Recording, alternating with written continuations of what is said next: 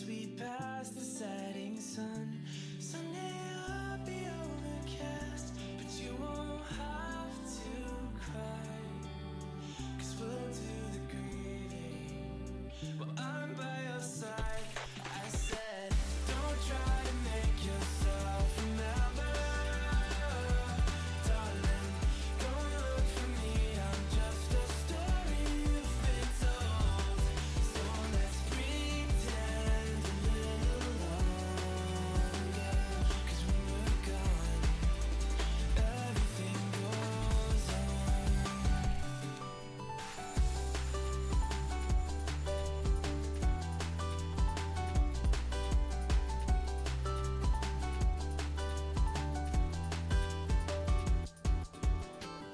And I'm so scared of getting used to this.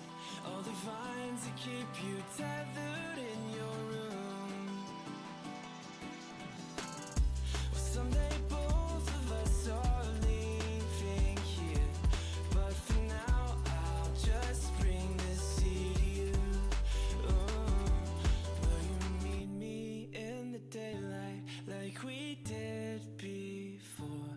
Then I felt you on my shoulder and you weren't suffering anymore. You said, I'm sorry that you worried, but don't apologize.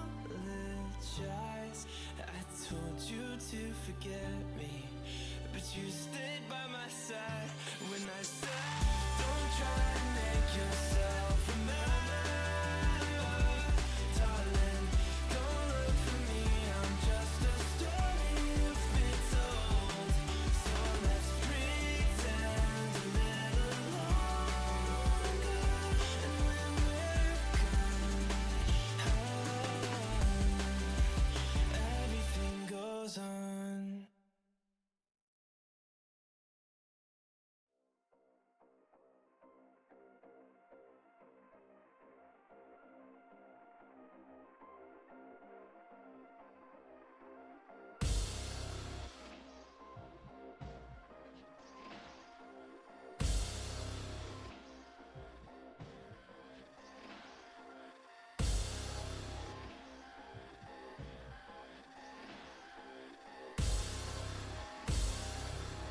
Is that all you've got to say? Just this is not another game, not one that you wanna play.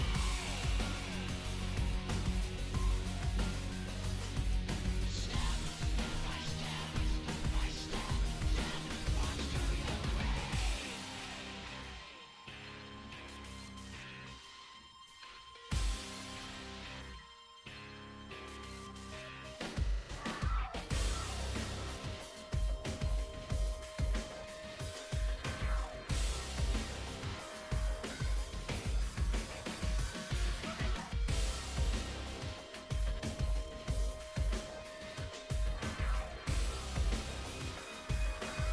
Is that all you've got to say?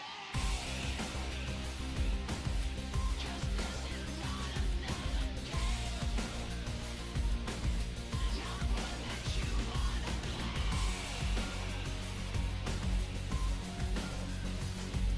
Step by step by step, death walks through your grave. There's no one left you can play.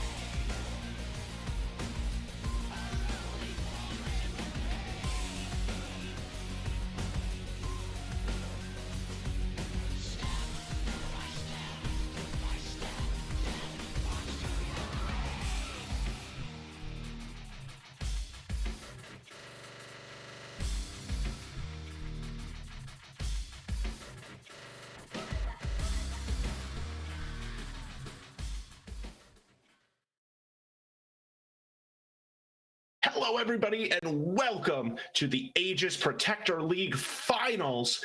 I am Elsa the Queen, and I am joined here by Orion, and we are excited tonight to have Dorado Gaming Sai. They are going to be taking on Conduit Esports Phoenix in what will be the finale of this league. So we are, of course, hyped up for that. But before we even get into that matchup, Orion, we've got other excitement coming down the Aegis APL pipeline here, as we're excited to announce the winners of the APL Winter All-Stars for 2024.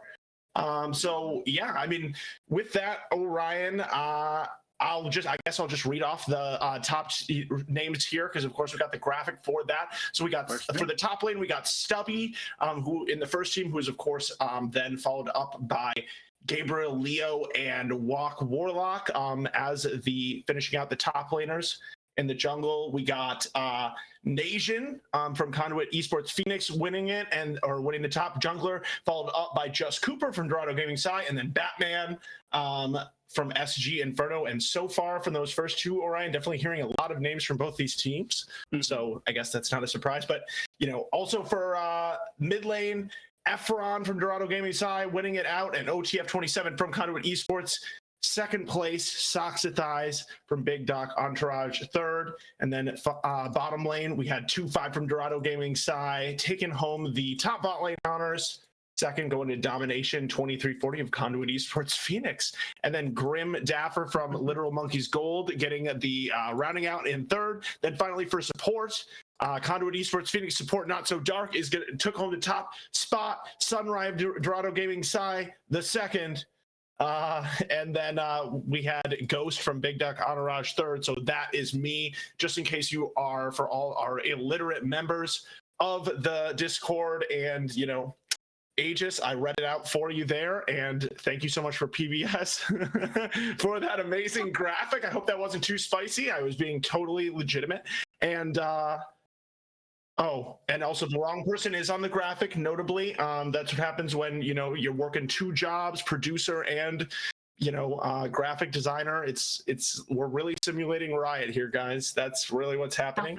Or, everyone. But anyways, with that, we should probably get into the draft, because it's the final matchup of the APL. And we were getting into it hot here with already the first pick coming through from Dorado Gaming side. They're going to pick up that Aatrox for the top lane blind. Feeling good about that one for their top laner. He's looking to Gabriel Leo, I'm assuming, is in trying to prove that actually they are the top laner, I guess, Orion, instead of Stubby. But Conduit Esports Phoenix already knows what they want to respond with here. Yeah, I mean, both these teams have the number 1 and number 2 All-Stars for the entire league, which kind of makes sense. Both these teams kind of dominated the regular season. Dorado Gaming Sci being 7-0, Conduit Esports Phoenix being 6-1, obviously only dropping that one match to Dorado, which was a 2-for-1. It was actually a relatively really close series, so hoping for a little bit of a repeat of that. Obviously, on their end, they'd like to pick up the victory this time around, but liking to keep it close relative, because so far, obviously, for the playoffs so far, Dorado Gaming side 3-0 their opponent, and Conduit Esports Phoenix also 3-0 their opponent to get to the finals. So both these teams, I feel like the expected result, I would say, coming into it, in terms of both these teams meeting in the finals, deciding who is the best team in the APL. As like Elsa said, we're already starting with the draft a little bit here. We've got Aatrox and Ivern already locked in here for Dorado Gaming side, and for Conduit Esports Phoenix, we've got Viego and Aphelios. Obviously, with 14.6 happening, with Infinity Edge being buffed, crit 80 carries are kind of the mainstay nowadays. That's why you're seeing Jinx being banned, Zeri being picked, Aphelios being picked as well. These champions are kind of taking over the meta in the bottom side of the map, becoming a lot more front to back in terms of less about the other 80 carries that were taken over the lethality versions that happened at the beginning of the season. Yeah, that is definitely a good synopsis of the way that we have seen the meta shift. Those late game carries, especially, waiting to get to that Infinity Edge, second and third items for those 80 carries becoming the meta. And, with Ivern on the one side and now Milio on the other, that definitely goes to support that. But, one thing to point out for me in the first half of this draft, Orion, is that Conduit Esports Phoenix, they knew that we would assume that Aatrox is a blind pick top, but they feel comfortable, I guess, potentially eating some bans towards that, and or they really want to prioritize other parts of the map, it seems like, because they did not pick their top laner yet, I would assume.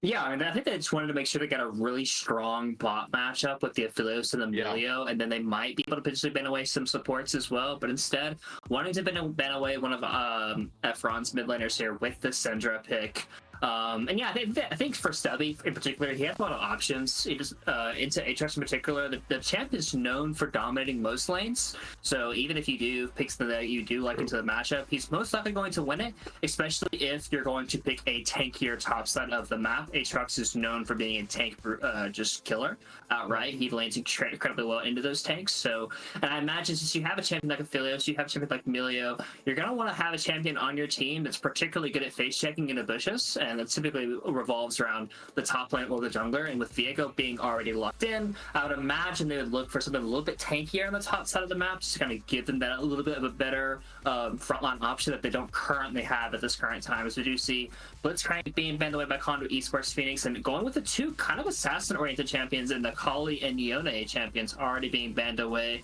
I know I've seen Stubby play like some Gnar in some previous performances.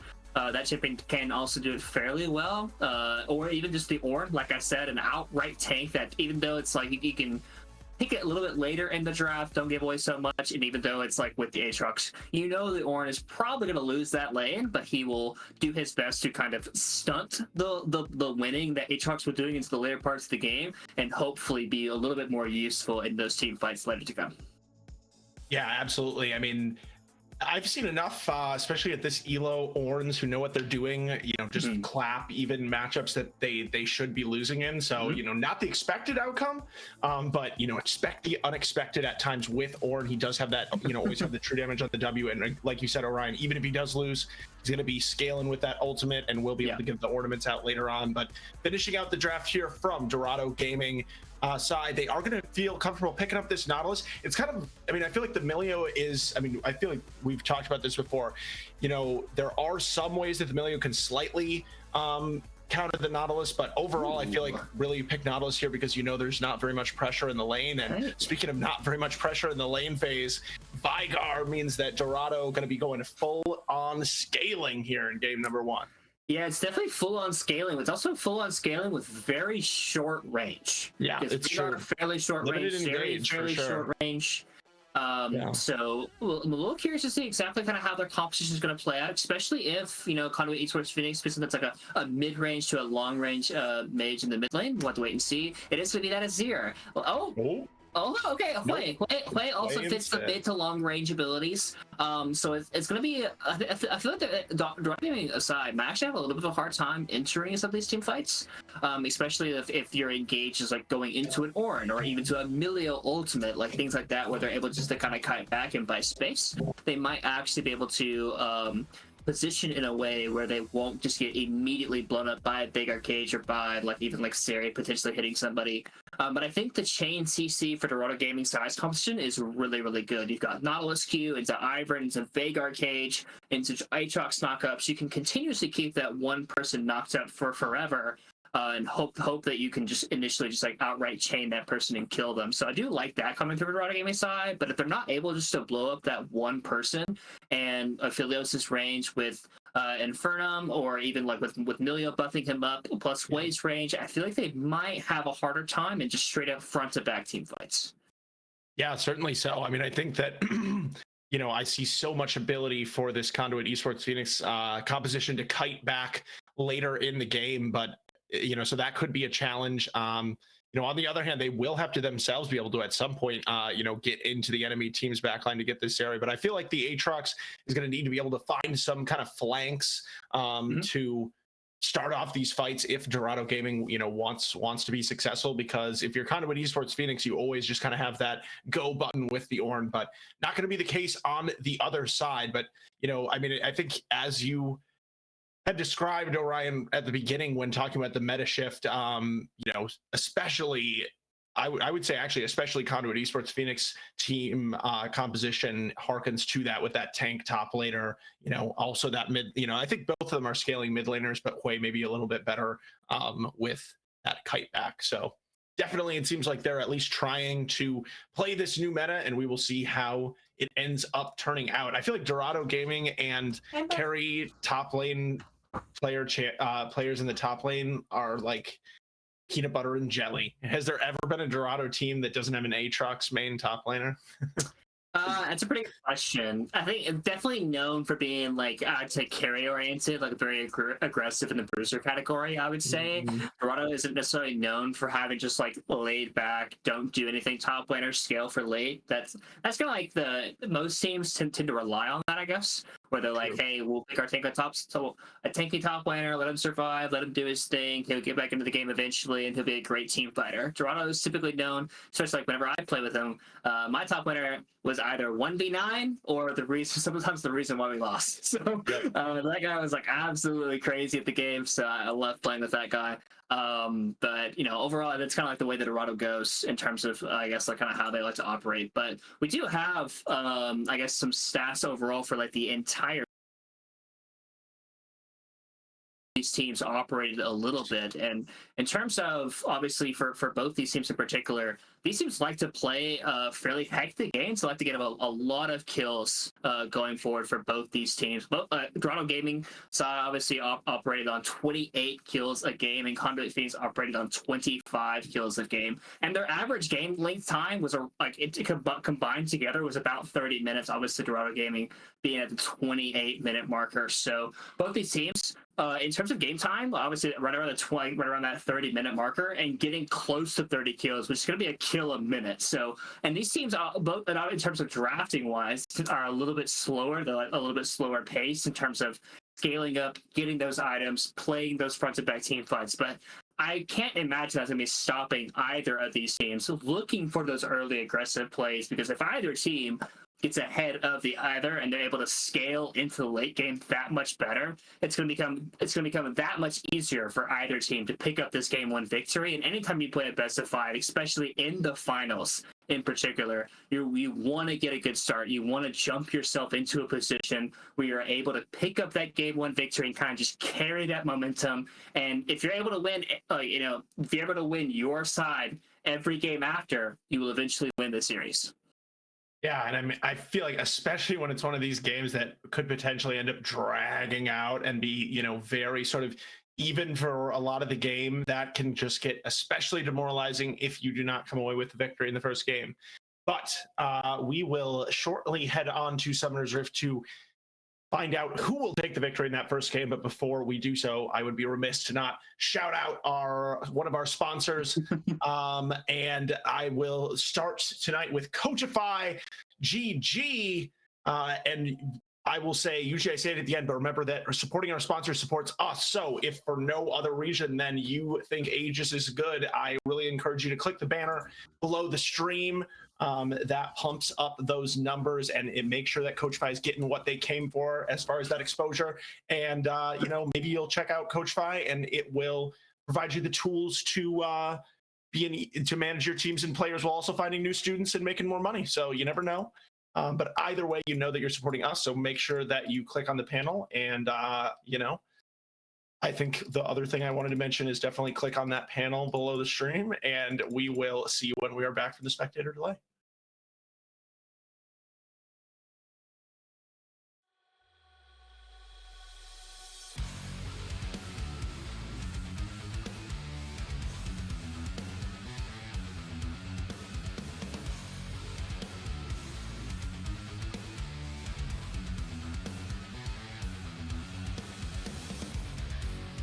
Come down the endless fire to bring forth the ages.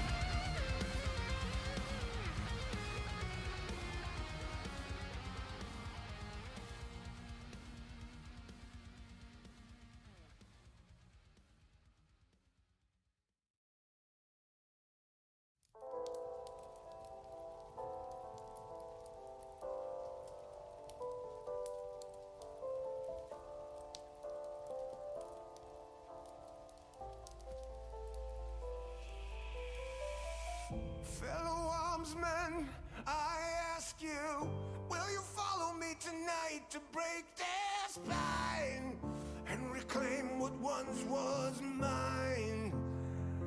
Those cravens backstabbed me, deceived me. Never shall I tolerate their crimes again. Now let the hunt begin. Oh, 7,000 souls scared and daunted, such a tale of woe. Not too long ago, this village was a golden scene of hope. Call down the reckoning to bring back hope and peace. Restore our Gloria to live forever. Bring down the dark regime. I know how to unleash eternal power. Lead us to order. I am the light bringer.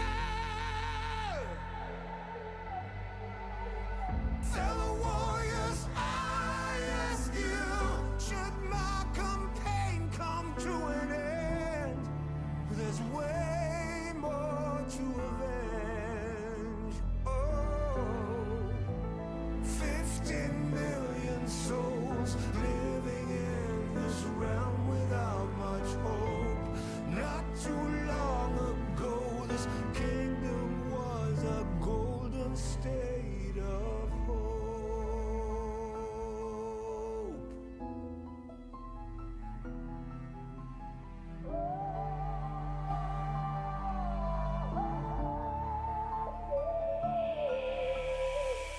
Call down the reckoning to bring back hope and peace. Restore our Gloria to live forever.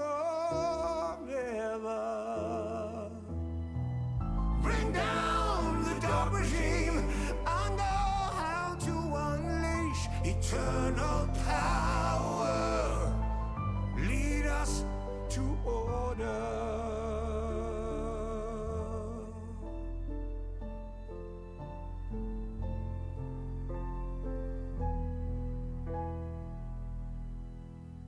I am the light bringer.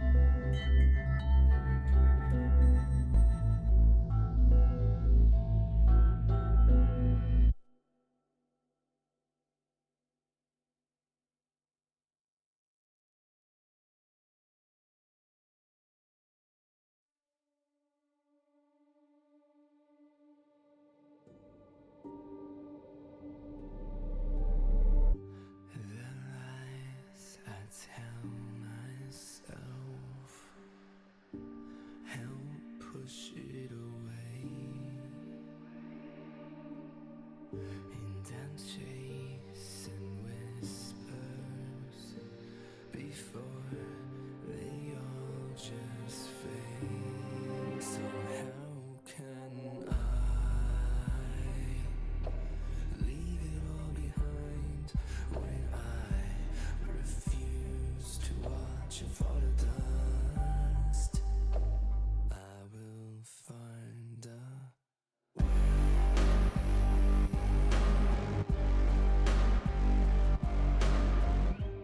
this porcelain mirage may start to break. Each piece a reminder, every single little mistake. So how can I leave it all behind when I refuse to watch it fall to dust? Tell me why it won't ever be the same. I'll burn it all, no matter who's to blame. I'll find a way. I'll find a way.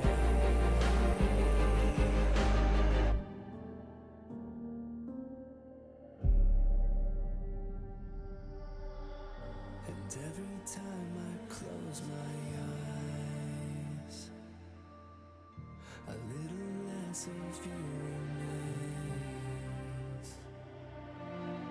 I know you're slipping further from me now. Am I too far away?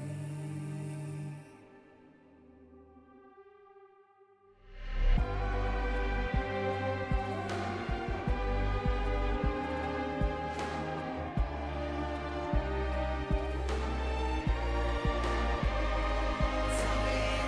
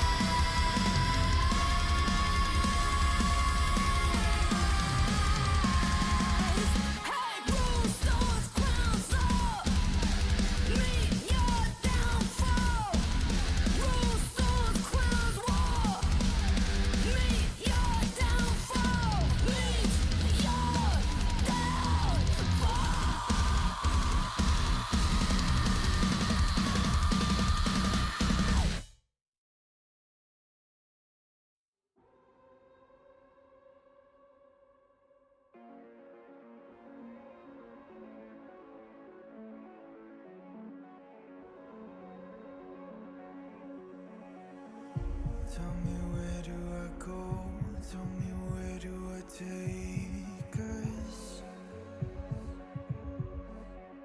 Your heart is starting to slow. May the water be safe.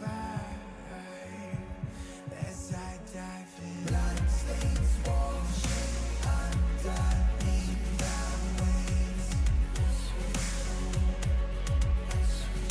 A beat reaching out to keep you safe. As we fall, I can't hold on much longer. We're drifting down to the other side. Try to pull us under.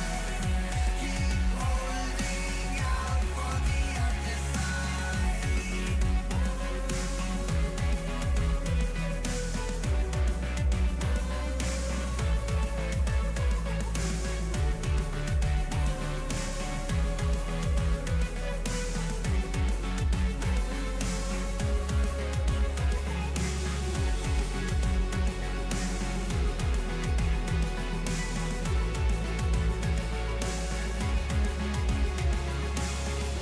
Tell me where do I go? Tell me where do I take? Where do I go? Tell me where do I take? The heart is starting to slow. May the water be safe. Where do I go? Tell me where do I go? Where do I go? Tell me where do I take? Tell me where do I go? Tell me where do I take? The heart is starting to slow. May the water be safe. As we fall, I can't hold on much longer. We're drifting down to the other side. Try to pull us under. Keep holding out for the other side.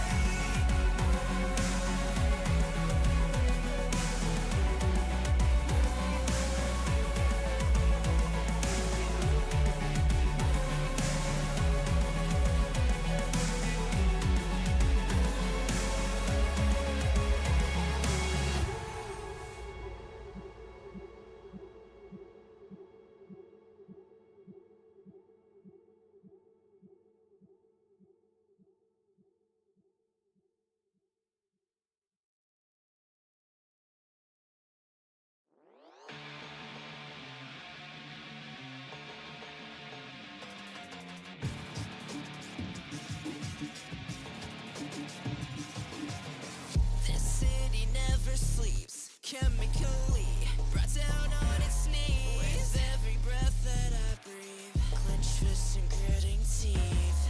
Tonight the energy flowing in me is waiting for relief. Thunder beneath my feet, a sight you won't believe. Until the dawn, the darkness falls, and I lose control.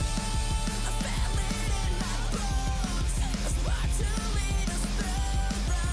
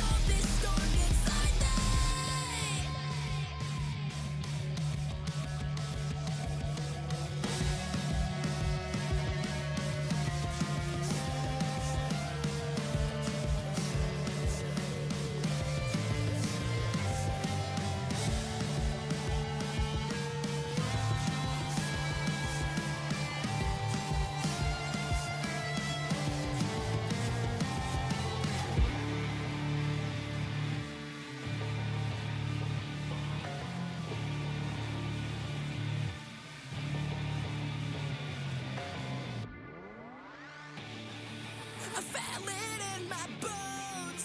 A spark to lead us through the shadows. Can I fight the way before me? It's coursing through my soul. A road to guide us through the sorrow. Can I calm this storm inside me? I feel it in my bones. A spark to lead us through the shadows. Can I fight the way before me? It's coursing through my soul. A road to guide us through the sorrow. Can I calm this storm inside me? This storm inside me.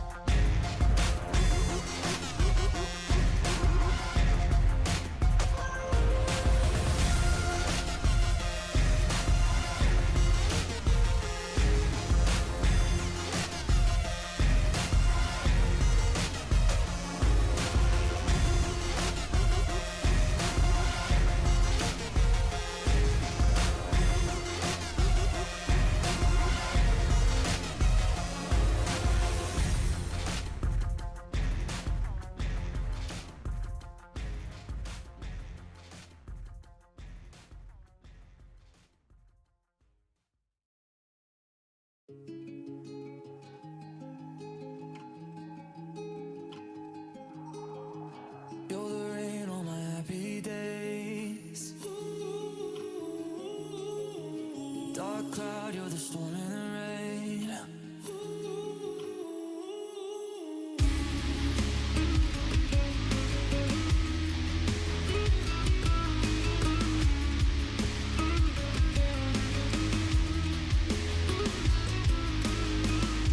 An intoxicated sun, if the sunshine let me know. All my thoughts move in the darkness of pouring down of a storm.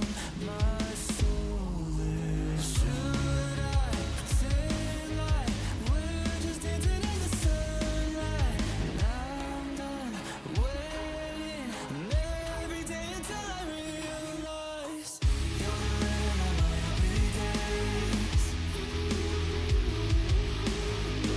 Dark cloud, you're the storm and rain.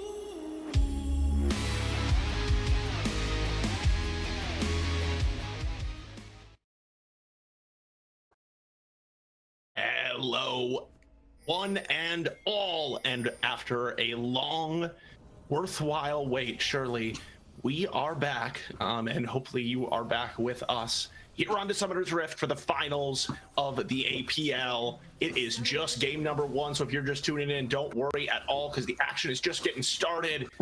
And speaking of action, we do have an invade here from Dorado Gaming right away. Not sure if that was spotted out yet, but I don't think so. Domination gonna pop the ghost, Orion. So, hey, they're gonna get something out of it for free here. Yeah, I mean, playing it safe. I respect it. You know, it's game 1 of playoffs. For sure. Game 1 of playoffs. Game 1 of finals, I would say. I mean, both teams able to get a little bit of information here. As you can see, wards going down on the blue buff for both sides. And other than the initial ghost, which I mean, ghost is just a 3-minute cooldown, so it's kind of whatever. But it does look like Cooper and Efron trying to get a little bit more information. Obviously, Ivern is one of the best champs in the game at just taking someone's buff off the rip, because he doesn't have to just sit there and take it. All he's got to do is sit there and suck up the energy and just immediately smite it. But instead wants to kind of play more towards his camps, and we're going to have opposite jungler starts here. As we do see Najin starting on his blue buff, as we see Ivern doing his initial wolves up to the blue buff, so that will be spotted out. They will know that he did do the wolves first, and most likely will be pathing back down towards the bottom side of the map.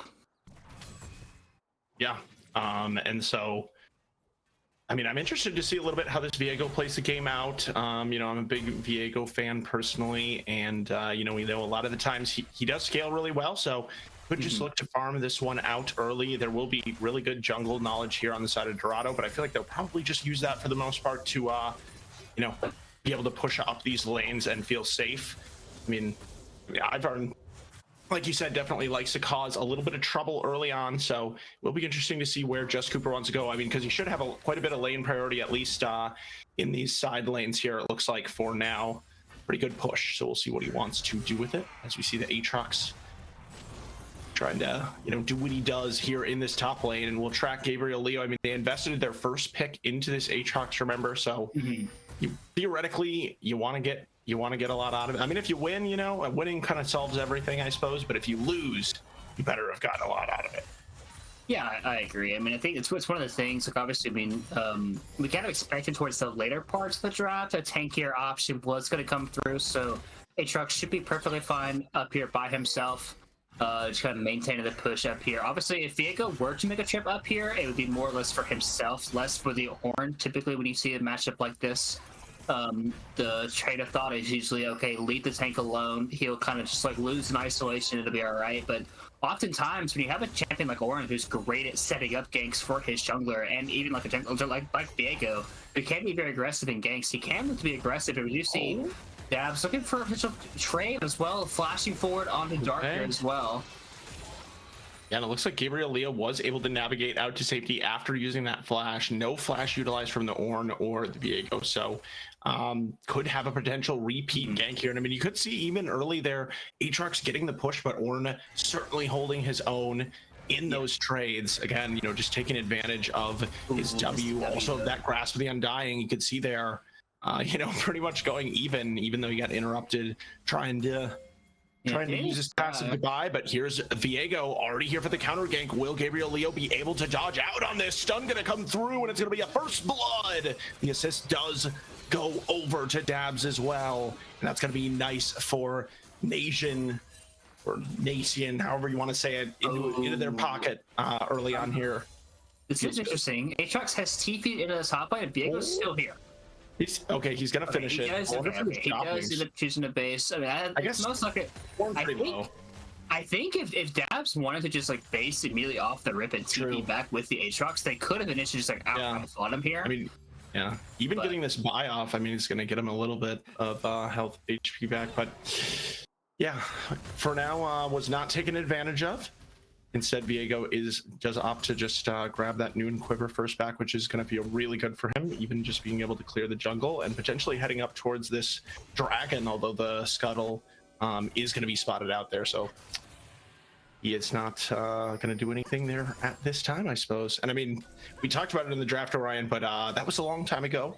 And both the mid lane and the bot lane, I mean, you got to imagine that they're going to be pretty happy to just farm things out. Although I will be honest with you, I don't know a lot about Hui's scaling. I'm not sure. How does, I don't know. It's pretty good.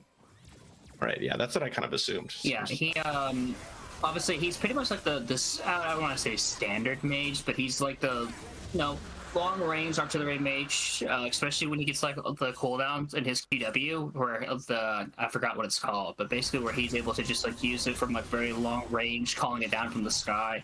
It is a very, very powerful ability.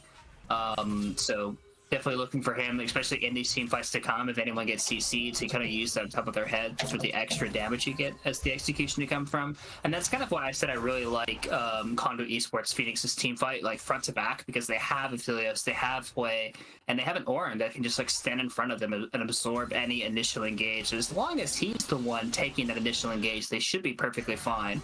And the way that Dorado gaming side is able to kind of fight that back in a way is they're able to actually, well, Nation's in a little bit of a scuffle here. It is just the Ivern, so he can't really duel him all that much. Plus, with Daps having the ultimate, it's going to be a little hard for him to particularly play in this particular area. But instead, it is actually going to be Cooper getting him out of the area. I mean, Nashin kind of got what he came for. He was able to pick up 2 of the grubs, which is a nice little pickup. But Cooper will be able to get the XP off of killing just the 1 grub, which is important.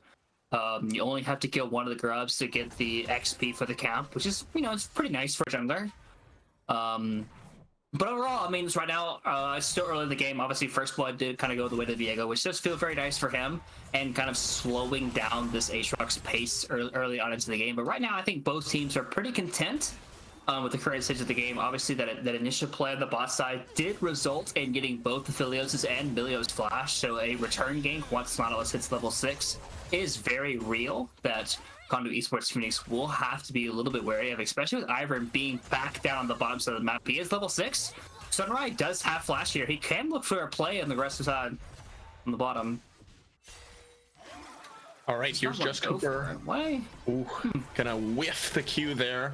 Unfortunately, OTF though also was closing in, so maybe for the best that they did not engage that. Even the Viego down here on the bottom side of the rift as well. And so, yeah, I mean, we continue to farm out here. Again, not necessarily surprising based on what we see, and not a huge CS differential in the top lane. We'll see how many of these Ornn can pick up. I did want to point out with our statistics that I was just checking out here, Gabriel Leo does have the highest gold difference at 15 minutes of any of the top laners. So, kind of reflective, I guess, somewhat maybe of the picks that he tends to take, but it's actually double that of the nearest person. It looks like he has an average of 1,600 gold lead at 15 minutes. Kind of ridiculous. I mean, also it's reflective of the team winning all their series, to be fair. Yeah, certainly agree with you. But I did, okay, so for the very first time in the game, I have looked kind of down towards the scoreboard and kind of noticing who has the items and whatnot. This is the first time I'm noticing that AD carry is down 26 CS. Oh wow, true. I believe there has been a singular gank down there, because obviously Cooper did blow those flashes down there, but that is a big farm discrepancy already. Obviously, Conduit Esports Phoenix is up a little bit in the gold department, mostly off the First Blood, I would say. But other than that, I mean, 2-5, he is hit. 2-5 and Efron were the first place All-Stars for the APL, so they're the ones looking to kind of put Dorado Gaming side on their back and see if they can pick up the finals victory here. And 2-5 already kind of putting in the work. And Zeri's the type of champion that can absolutely take over games if she gets the gold necessary to really just kind of take over. And, obviously, we've talked about the team fighting here for Conduit Esports Phoenix a little bit in terms of they have really good fronts by team fighting. They don't actually have a great way of killing Zeri. Zeri obviously is known for her movement speed, and her if you don't ever lock her down, she can just take over fights. There's not a lot of CC on the side of Conduit Esports Phoenix that's just very locked down. Like, sure, they have the Ornn ultimate, they have Korn, they have Viego W, and like maybe the Fear of Hui or the Root, but like the last two are fairly hard to land on top of the Zeri specifically. and Zeri obviously having the ghost, having her own ways of escaping. 2-5 can certainly take over this game if the CC does not land onto them. But it does look like a gank from Nation is a possibility. It's not so dark, trying to bait in a potential Nautilus hook here. But honestly, as of right now, nothing's really happened too much. But a gank is happening. Okay, Sunrise, he will flash out of the CC there, just to be fair, but now the cavalry is going to arrive, and now it's going to be Sunrise going in, as Not So Dark is going to be potentially the first casualty of the fight and will go down, and 2-5 going to be the one picking up kill credit for that. And look at the damage on Nation. He's going to get absolutely melted, and it's a double kill for the Zeri. It's the hyper carry for Dorado Gaming coming online, already so far up in the CS, and now adding those kills to the advantage. Big Dorado Gaming here in this still, I guess, early game. Yeah, and we saw the initial play there. We okay, like obviously, you know, Not So Dark trying to bait in Sunrise there and just looking for a play, but it was actually Not So Dark baiting his own teammates in for a double kill happening over 2-5. And we already mentioned the huge CS discrepancy going forward, and now it's going to be even bigger than that. So we do see Cooper and Efron trying to make a play onto OTF, but does miss out on that initial attempt, and they're just going to end up getting away. But with the play happening on the bot side of the map and a low, I guess I would say a slow rotation out towards the top side of the map, it is going to be Viego picking up those grubs here on the top side of the map, looking to get probably going to get all 5 here. Obviously, Cooper is in the area, but Ivern contesting a Viego by himself, not the easiest thing to do, especially without Daisy being on cooldowns. You see Dabs trying to get a little rest in here on Gabriel. He is doing a really good damage here. Could potentially look for an ultimate threaten, but wanted to keep that one on the cooldown, or up off the cooldown, and waiting for a little bit more damage here as we do see Gabriel potentially looking for a base. Does hit cancel. Nation is actually here with Cooper. I think Nation wins this one.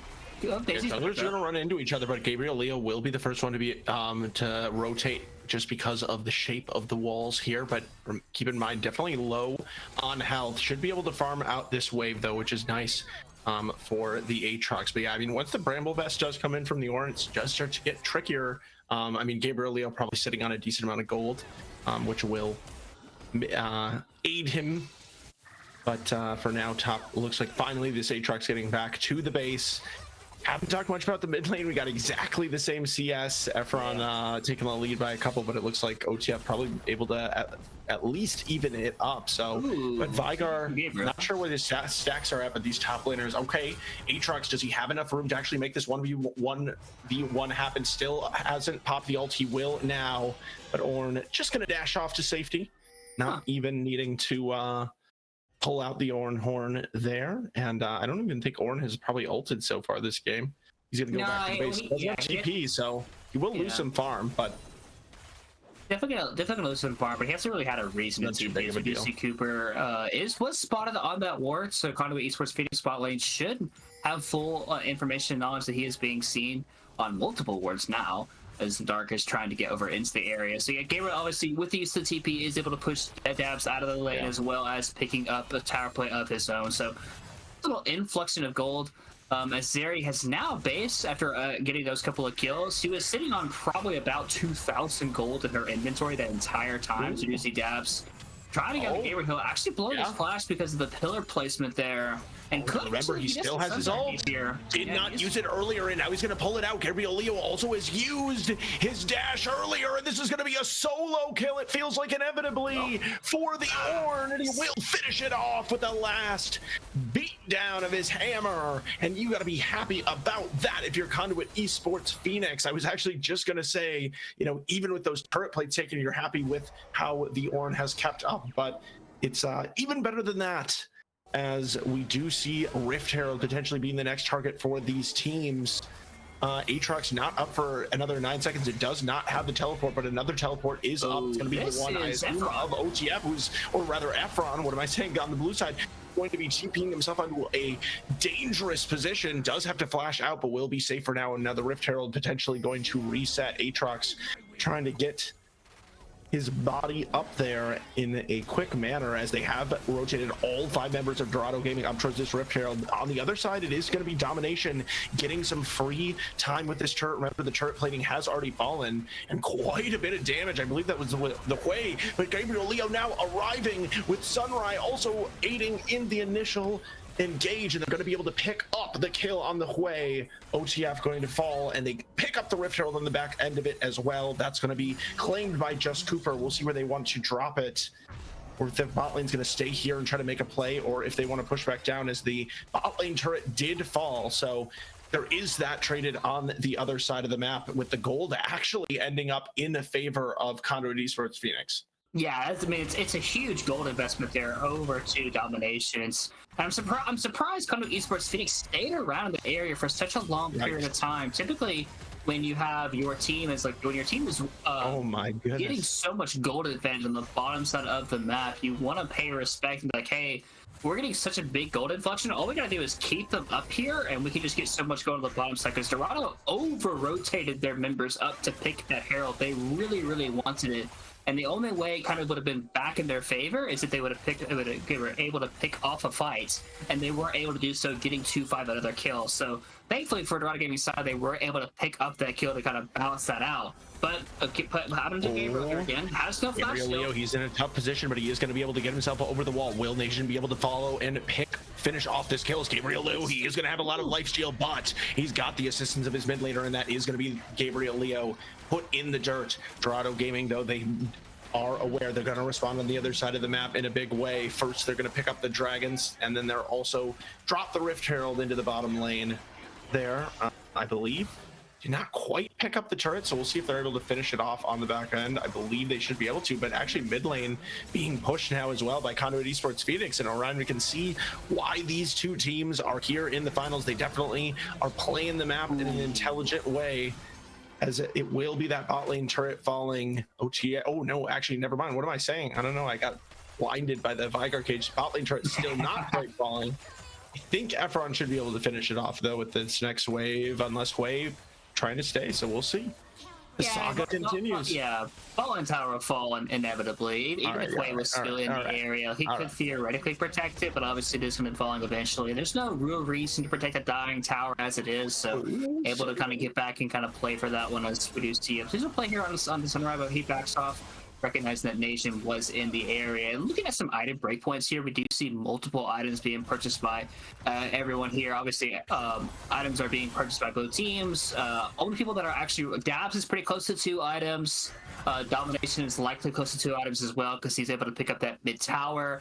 I would imagine it's probably going to be an IE coming through for him, which is going to make him very, very strong if he is able to pick that one up eventually. And with the Dragon obviously being down and Baron as well, nothing really to fight for either of these teams. And going into this matchup, we talked about how both these teams play at a very fast pace. We thought, obviously, Dorado's games being over at 28 minutes, but also having 28 kills in those games as an average, just kind of chooses to speak like how aggressively these teams like to play. There's a lot of fighting happening for both these teams.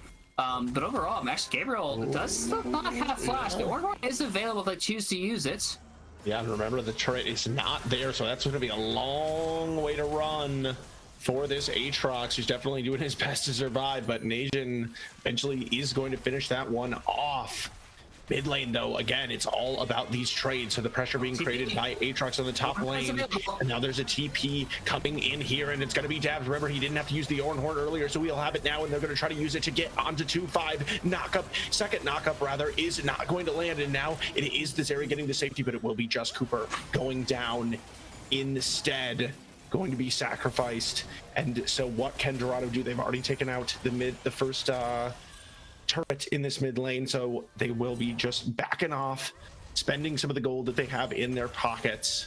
And I mean, relatively speaking, I guess, Orion, based on how many kills we're used to from these teams, this is a pretty conservative game one here, with resources being pretty concentrated in a couple of people's hands as far as the kills, at least 4 kills on the Viego for Conduit Esports Phoenix, and then the Zeri on the other side with those 3 kills. So I mean, I think there's a lot of hidden gold, obviously, as well, on the Aphelios, and the turret gold. But 0-4 so far for Aatrox.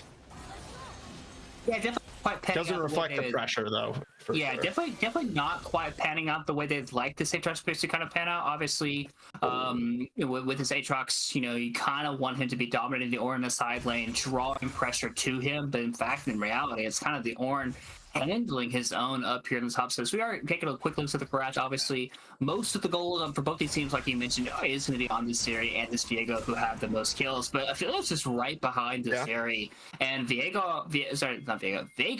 I mean, in terms of the second carrier for the Dorado game side, isn't really in a great commanding position of this game either. So it's basically going to be between who can kind of carry this game a little bit better for the mid game. Is it going to be Nation, or is it going to end up being 2-5? Which we've all seen the carry position of Zeri just kind of taking over games. But don't forget, Viego is also was the champion kind of before Zeri. That just, all you gotta do is get a couple kills in a team fight, reset after reset, and just go absolutely crazy. So Viego has that capability as well. And in terms of the one-shot capability, Zeri is obviously gonna be a lot easier to kill than this Viego will be in these team fights to come, because Viego is probably gonna be able to get a little bit more of a bruisery type of build, I would imagine. That way he can kind of get in, get those resets, get as many kills as possible. But with Dragon spawning up in about 35 seconds, Zeri's already 2 items. She is definitely the strongest champion in the game with Static Shiv and Phantom Dancer.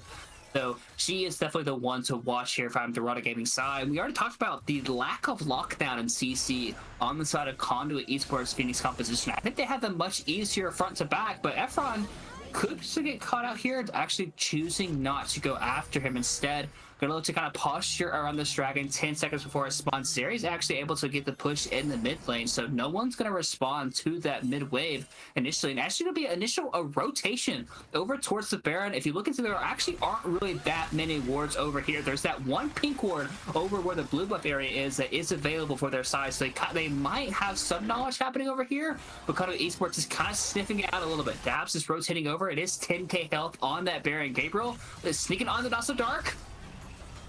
He's going to start this engage, but it looks like it's actually just going to be backing off here so far from Conduit Esports Phoenix as we do that invasion. Took the soul, took the I think that you're obviously for Conduit Esports Phoenix having your jungler taking the Drake there, you're going to be happy to, just kind of take that advantage for free, I guess. Yeah, I mean, honestly, it's really well done by Conduit Esports Phoenix, not panicking, recognizing that they don't necessarily have the greatest of Baron. It's basically just Zeri's damage, and Zeri doesn't do a great job at killing structures or objectives in general. So they did a really good job patiently walking over towards the Baron, recognizing they had plenty of time to get over there, just having their jungler soloed out. And with Ornn being the one face checking alongside of Not So Dark, they were able to kind of get in and make sure that there was no potential Baron threat happening there. So overall, like you said, it is just a free dragon for them, and they will take that trade any day of the week. Yeah, I mean, they certainly will. And a couple minutes ago, we saw we checked in on the Veigar stacks. It was at 162 around 19 minutes. So kind of similar to what you were saying with the gold, not super quick stacking for Efron here in this one. I mean, still gonna keep stacking. That's the beauty of the indefinitely stacking passive, I guess. But absolutely. I mean, it doesn't seem like this game certainly doesn't seem like it's going to be over in an instant. If I had to guess, just based on the way that things have gone and the number of structures that are still up. So still more time to get strong. And I guess, here for speaking of continuing to get strong, Dabs hitting level 14 here did already give Viego that upgrade, and Nation is going to be here. They're going to try to pull off this 2v1 against Gabriel Leo, who is able to dodge out on the knockup at first here, which is nice. They are not dealing very much damage to this Aatrox, as Nation getting pretty low, but now going to land this stun, and multiple more members of the team have arrived, providing more healing. It's a 1v4. Gabriel Leo certainly wasting their time, but what can Dorado do with the time that they get back on the other side? They've got this mid lane wave push in, but OTF great wave clear here with this Sway, just able to clear that one out. So I don't know that there's going to be actually any response here, unfortunately, from Dorado. No, not with Hui's wave clear. Unfortunately, able to rotate over, picking up that upgraded Infinity Edge too. Yep. So he obviously was able to kind of make good rotation, but I mean that Aatrox was 0-4, by the way, and was able to get really close to killing that Viego and potentially making that into a 1-for-1 trade. But of the extra CC and just the amount of sheer people in the area really made his life difficult for him. But so I mean, obviously Gabriel is 0-5. It is still a fair good amount of impact due to the amount of healing the champion has naturally and is able to kind of have a stand in this game, even though he is 0-5. So kudos to him, not letting his squad affect him too much, at least so it seems, and still trying to have as much of an impact on this game as he can.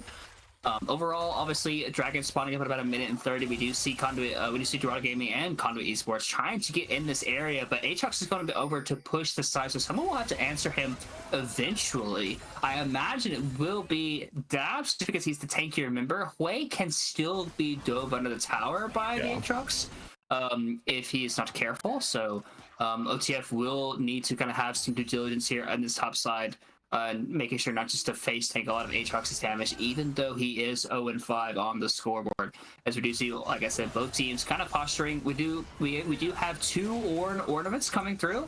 Unfortunately for Ornn, he has not built an Ornn item yet for himself, so he does not have his own upgrade. So hopefully he will build an Ornn item eventually. The easiest one is just Jacksha, because it's like the tankiest item you can have, and it's just a really, really good item to build. So maybe he was into building that one, or I'm not sure if Kanik is a Ornn item yet or not. But obviously have to wait and see. As 30 seconds away, TP already coming through from Gabriel Leo. They're looking to fight right now.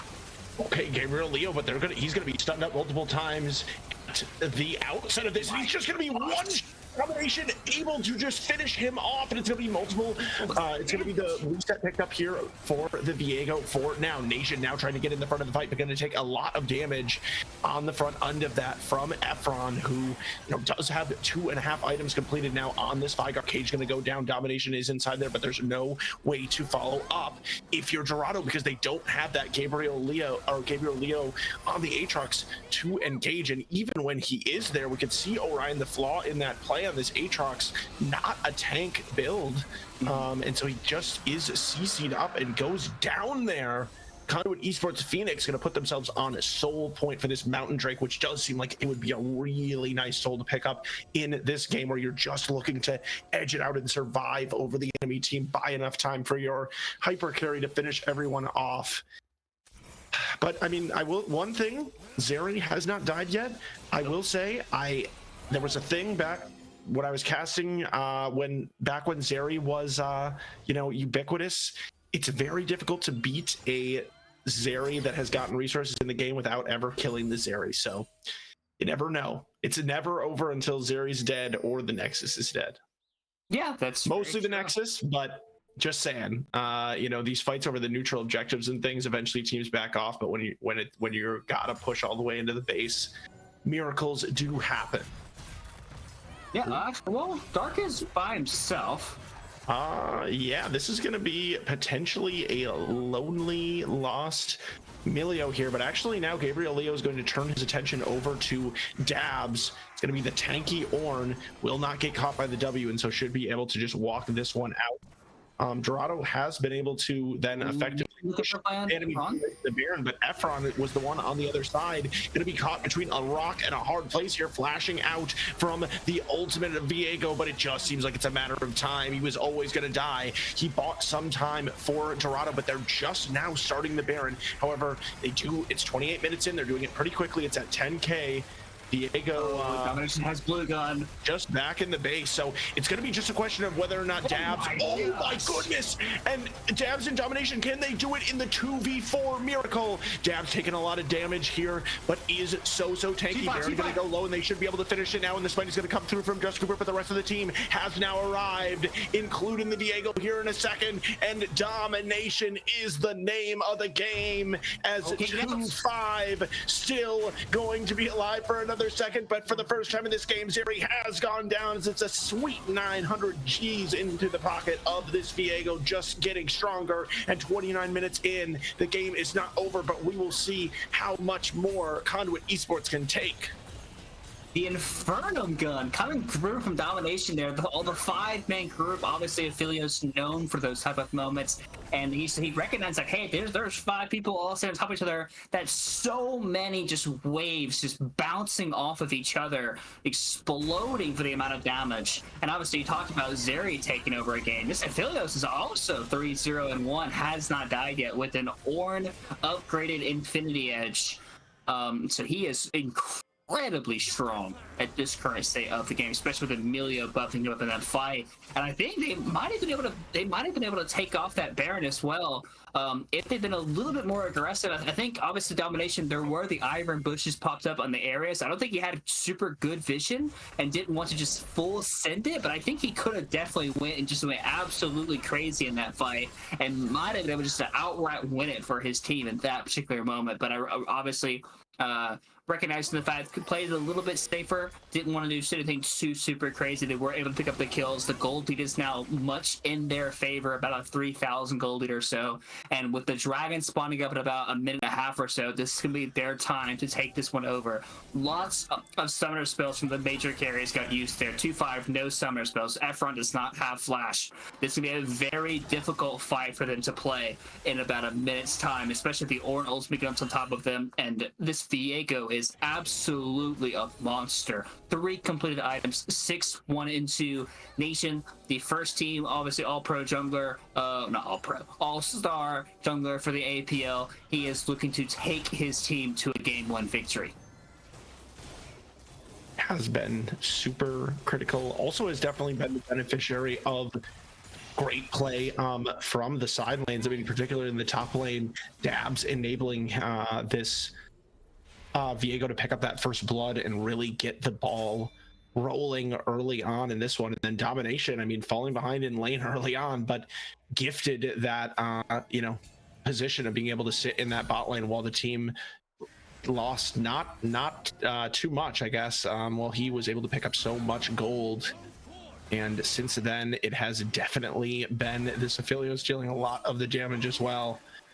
Just a lot of fighting over vision here. You can see 10 seconds until this dragon is going to spawn, but it would be a soul if it was picked up for Conduit Esports Phoenix. On the other hand, though, Conduit Esports Phoenix, they don't need to necessarily fight for it. No other objectives on the map nearby, but they don't need to force any fight that they don't necessarily want to take. But you could tell they're juiced up here. We've got 3 ornaments on the board. So they're feeling strong as well. Yeah, interesting little standoff here happening for both teams. Sunrise potentially looking for a flank to come through, as Dragon has now been started up. 8,000 on that Dragon. Sunrise is being spotted on that word. Look at he's going to jump over, but this Nautilus, we'll see how tanky he can be, as he's going to be able to survive just fine at the beginning of this fight. And now Dabs, I don't think he got the second half of the ultimate off, but it's going to be all about these AD carries and how much they can do. As 2-5 is now all of a sudden in the beginning, in the front of the fight. Now Zeri able to jump over the other side of the wall, but will she be able to 1v4 because the rest of the team was just dead on the other side? And the Dragon just now going down, but it's an afterthought of the team fight, as it's Conduit Esports Phoenix picking off Efron to finish Dorado, and they're going to take it down the mid lane. 10 seconds on Sunray, but the rest are going to be 25 seconds on Just Cooper. We'll see what they can pick up here. They don't have, they have 1 minion. They do have 1 minion, and they're doing a nice job. They keep the minion alive. Not So Dark going to be taking up that turret, so they want to finish the game right here, 33 minutes in. We'll see. They got the minion wave coming. I mean, there's 6 seconds. Yeah, it looks like the rest of the team is going to be up. Backing off. I think they could have won the game right there, honestly. I think they had red white, they had the cannon minion. I think if they wanted to look for it, I think they could have, but this is the first game of the finals. They wanted to play a little bit safer. They have the massive count. They have the mountain soul. They are in a really, really good position from this point on to really try to take over this game. Baron spawning up in a minute. As long as they don't just like chain die here, as they're all trying to leave, and they're able to just reset here and spin some of their gold, they should be able to pick up this Game 1 victory. And that fight, honestly, the fight was a little interesting at first. We did see Sunrise obviously hopping over the wall, trying to get that initial engage, but I think his ultimate went onto it was either Milio or was it Ornn? I can't remember exactly. It was on a non-priority target. So even though his engage looked kind of okay at the moment, You didn't have a super great ultimate at the initial point, and since the ultimate from Nautilus was so short, it didn't go through multiple targets and ended up knocking up multiple people. He also went for Bloodsong, which is a little interesting. P.S. Can you hover over Bloodsong real quick? See how much damage it's done? I'm a little curious. And that's what I thought. It's done 84 damage, and he's hit one person. Oh, it's bugged. It could be bugged. Could be bugged. Is it bugged? Could be. Could be. I mean, we wouldn't be surprised. Wouldn't be surprised. But I mean, obviously, I think Bloodsong's just like not the choice this game. I think he needs to be a little bit tankier. But that's besides the point, because Barion's obviously being started, and Aphelios will absolutely murder this objective if they do not get over here. TP comes in from effort on Sunrise in the area. Cooper's trying to get in. Yeah, no, it's just gonna be gone already. No chance for a steal here, but it's going to be all up to the fight afterwards. Baron is not going to change the results of that necessarily, as Not So Dark is going to go down very quickly at the beginning of this. And remember, it's not just any champions left with a chance to win the game. It's Zeri, but it is going to be multiple members now going down in just Cooper and Gabriel Leo. Zeri is going to jump over the wall. What will she be able to do? Is Domination still sitting in the back line? Is Nation almost able to land the damage, but now able to finish off the Zeri? And we can only imagine that this has to be the end, as Ephraim and Sunrise, the only two members left with a hope or a dream of trying to save this game. Super minions pounding down the mid lane, as it is going to be Nation trying to come in here, going to take the turret. Aggro taking a lot of damage, but Sunrise going very low. Ephraim going to go back into the fountain to heal up. What can they do? This last Nexus turret is going to go down here. Hook is going to go wide. Nice cage, though, as they will be able to take out one. Domination, though, he has been so huge throughout this game, and he's going to be able to finish it off. Nexus going to fall for Conduit Esports, and game one will go to them, trying to avenge their defeat back in the regular season and claim this APL championship. They've taken the first step on that road. Yeah, and honestly, a pretty clean game overall from Conduit Esports Phoenix. We saw the top side domination, obviously Gabriel Leo pushing Chu fairly often and trying to exposing him in certain situations, and Nation did a really good job punishing. You know, we kind of talked about it a little bit, saying like, hey, you know, kind of going over the areas where it's like, hey, even though like it is a tank top laner, that tank top laner can set up your carry jungler with those ganks and able to kind of punish them in ways where you're able to kind of put yourself in an opportunity to carry. And Viego is one of those champions where if he does get ahead, he can just absolutely take fights with reset after reset. And we kind of saw that. And we also saw, like, you know, even just like in the front to back team fighting, when, you know, one team has a full tank Ornn, able to soak up the engage, be so very tanky in the front line, letting massive CC. And even though Gabriel Leo had the health sustain and even the damage to fall up in some of the team fights, he just wasn't able to do nearly as much as Dabs was on the Ornn in that game because of how far he ended up falling behind. Wasn't able to draw members to a side lane, wasn't really able to kind of have any real pressure into the Ornn past about 10 or 15 minutes, unfortunately for him. So definitely gonna have to obviously have a bit of a different game plan, I would say, because that was their first. They were blue side. They did B1 that Aatrox. So definitely looking for, I guess, a different opportunity to see, okay, where exactly can that take us? And if we do want to pick Aatrox again, we will kind of have to keep in mind that, you know, they're in the top laner, played the matchup fairly well, was able to kind of stunt our Aatrox. So maybe they'll kind of go into it with a different game plan in mind. We will have to wait and see. We are going to take a break. I'm not sure if we'll be going into the draft or just straight onto the Rift, but we will be back in some capacity after a break for game number 2 of Dorado Gaming side. We'll see if they can try to tie this one up, or if it's going to be Conduit Esports going up 2 games. We'll see you when we're back. Staying in from all the cold weather, I'm getting sick thinking of you. Feels just like the flu. I'm drowning in the soup. I've been thinking of you. I can't find my cold. Everywhere I go is so cold. Wish that I could go, but you're too deep in the snow. Frozen skylights stored outside, and it makes me frozen inside. Every night I wanna drive by, but my coat is lost in the snow.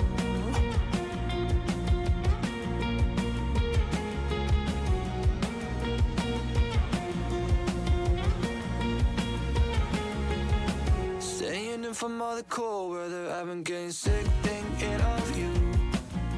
Feels just like the flu, drowning in the soup. I've been thinking of you. Broadcast from my room, someone let me loose. Sunshine in a noose, frosted in the gloom. And I can't dry you, my windshield frozen too. Think I won't make the fuse, I'll never make it back to you. I sit at night, so come on mine, with the fireplace in my eyes. In the twilight, different moonlight, nothing comes out late at night.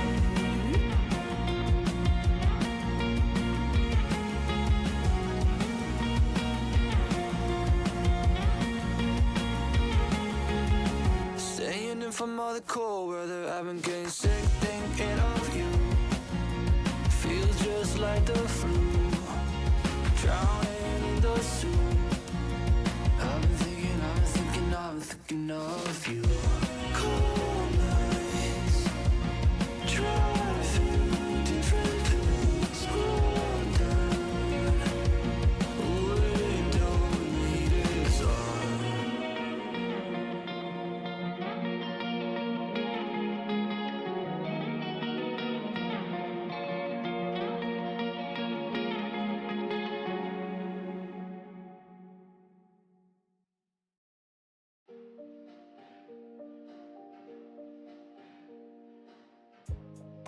I'm all alone.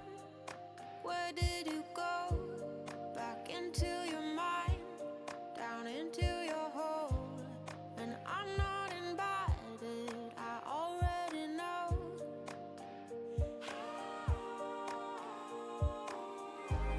I'm standing right in front of you. Say something, won't you say something, baby? You don't look at me, you see through.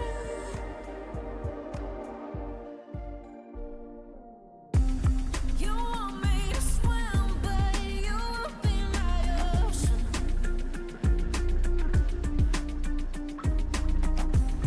We're spinning in circles.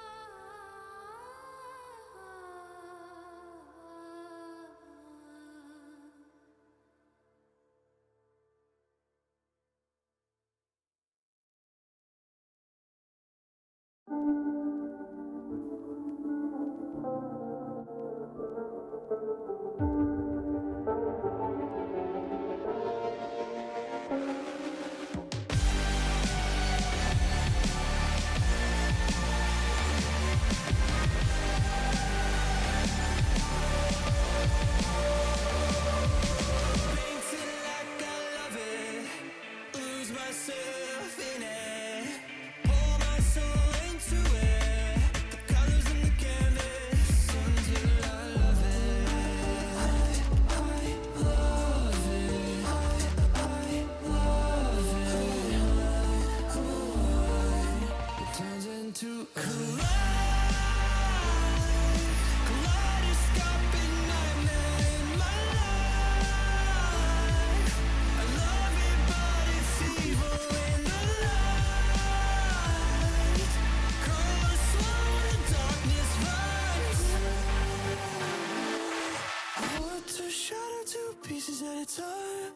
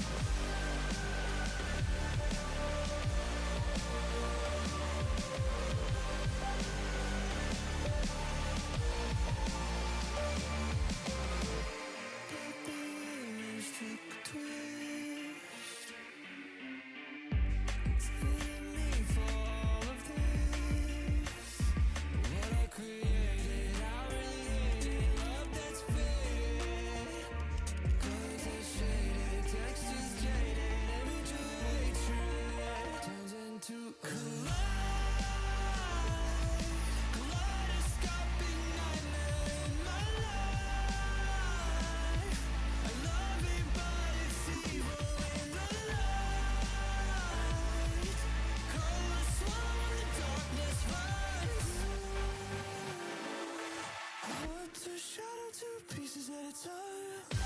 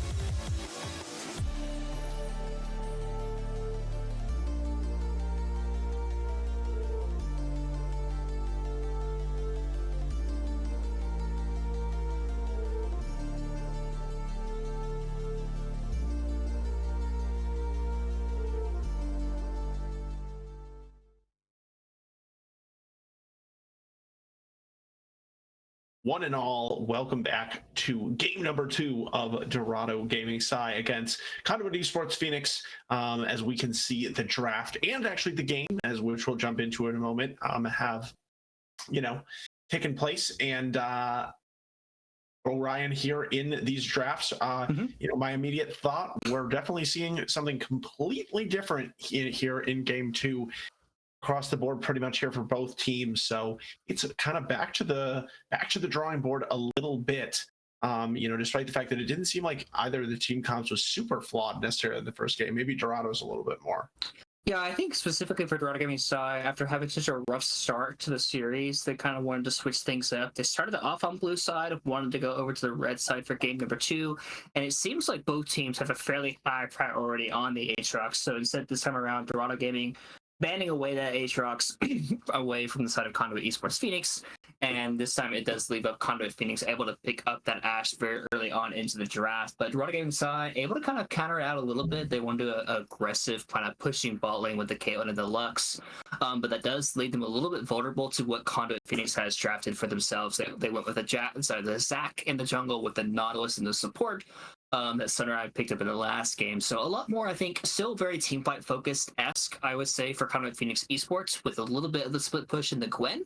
I think for red side here, for Dorado Gaming Sci, it's a lot of that point-and-click CC and the follow-up thereafter. Like, anytime, like, Maokai W, Lux Q, any of that CC, even, like, Renekton point-and-click, like, that return damage thereafter with the flick back from Talia and the traps coming through from 2-5 on the Caitlyn will be very, very oppressive in this game. But you're going to have that setup, though. You're going to have to actually get to these objectives first, actively set up these team fights appropriately, and that way they're not getting wombo comboed by the Orianna, by the Zac, by the Nautilus, and just all the damage therefore thereafter. So this game's going to be an interesting game, I would say, in terms of for Dorado Gaming Sci, because they are already down 1-0 in this series. Definitely need to kind of pick up this victory, because obviously, going down 2-0 in the finals is never a good feeling. Yeah, certainly is not for Dorado. We've seen how good they can be throughout the series, so we know they can come back, but we are going to jump onto the Rift to see if they will need to come back from more than one game, I guess, whatsoever here. And I mean, we touch on it a little bit, but these bot lanes with the Caitlyn and the Lux, it is going to be Dorado really indexing into that early game power. But with that, it's kind of similar to the Aatrox, who I do think hold a lot of influence on the map for Dorado last game. But when you invest into that early game power, you want to get something out of it. So we'll see, what can be gained here in the bot lane from 2-5 and Sunrise. Yeah, I mean, so far, obviously across the board, standard 5-point for both these teams, and kind of like you mentioned, obviously, the Caitlyn Lux, the main reason you pick this bot lane is you want to kind of dominate the lane, you want to show that you can be assertive, and we saw last game in particular, which is the CS category. There was that one gank in particular that come through from Cooper on the Ivern that did blow both the summoner spells of domination and Not So Dark on that bot side, and they were able to build a sizable CS lead thereafter, and with 0 kills involved for either team. I believe at one point it was even close to 30 before the 10-minute marker. It was at one point, I think before both AD carries base, it was close to 80 to 50, I believe. So 2-5 and Sunrise, I guess, saying, hey, we were able to dominate lane last game. Let's pick an even stronger of a bot lane to come through here. See how much we can dominate this one coming through. So you do see a little bit of trade here happening from Gabriel and Dabs, but it is going to be junglers once again, starting on the opposite sides of the map here. Maokai on the top side, Zac going to be on the bottom side, probably playing for the opposite sides. It makes sense for the Maokai to kind of go down to protect this bot lane. They're going to be asserting a lot of pressure down here, so anytime you're pushing your limits on one side of the map, you're always leaving yourself vulnerable to a potential gank. But if Maokai's there to hover that gank, he will be able to kind of protect his laners a little bit and will be able to potentially counteract that gank if Zac were to go for it. And as we have a little bit of a, just farming it out here in the lane phase, didn't want to take the moment since we didn't have that extended champion select to shout out pro comps. We didn't have the champ select, but we did talk a lot about these team compositions. And given that these are so balanced, I would not be surprised if these teams have installed the game changer of an app. If they haven't, then obviously it's just a coincidence. But remember, it is that personal draft coach that is right in your ear, or also right there on your screen, integrated in with your league client, and it can allow you to take your game to the next level. It's like Just Cooper. He's taking it to the next level here in the mid lane. Going to take a turret shot at OTF. Trying to run this one out on the Orianna. The flash already expended. The Maokai sapling going to be doing some damage, but it's not enough with the health potion ticking. It is going to be OTF able to walk that one out. Flash is traded with the Maokai, but that will be an Orianna that's going to be very vulnerable here. Just 3 minutes in.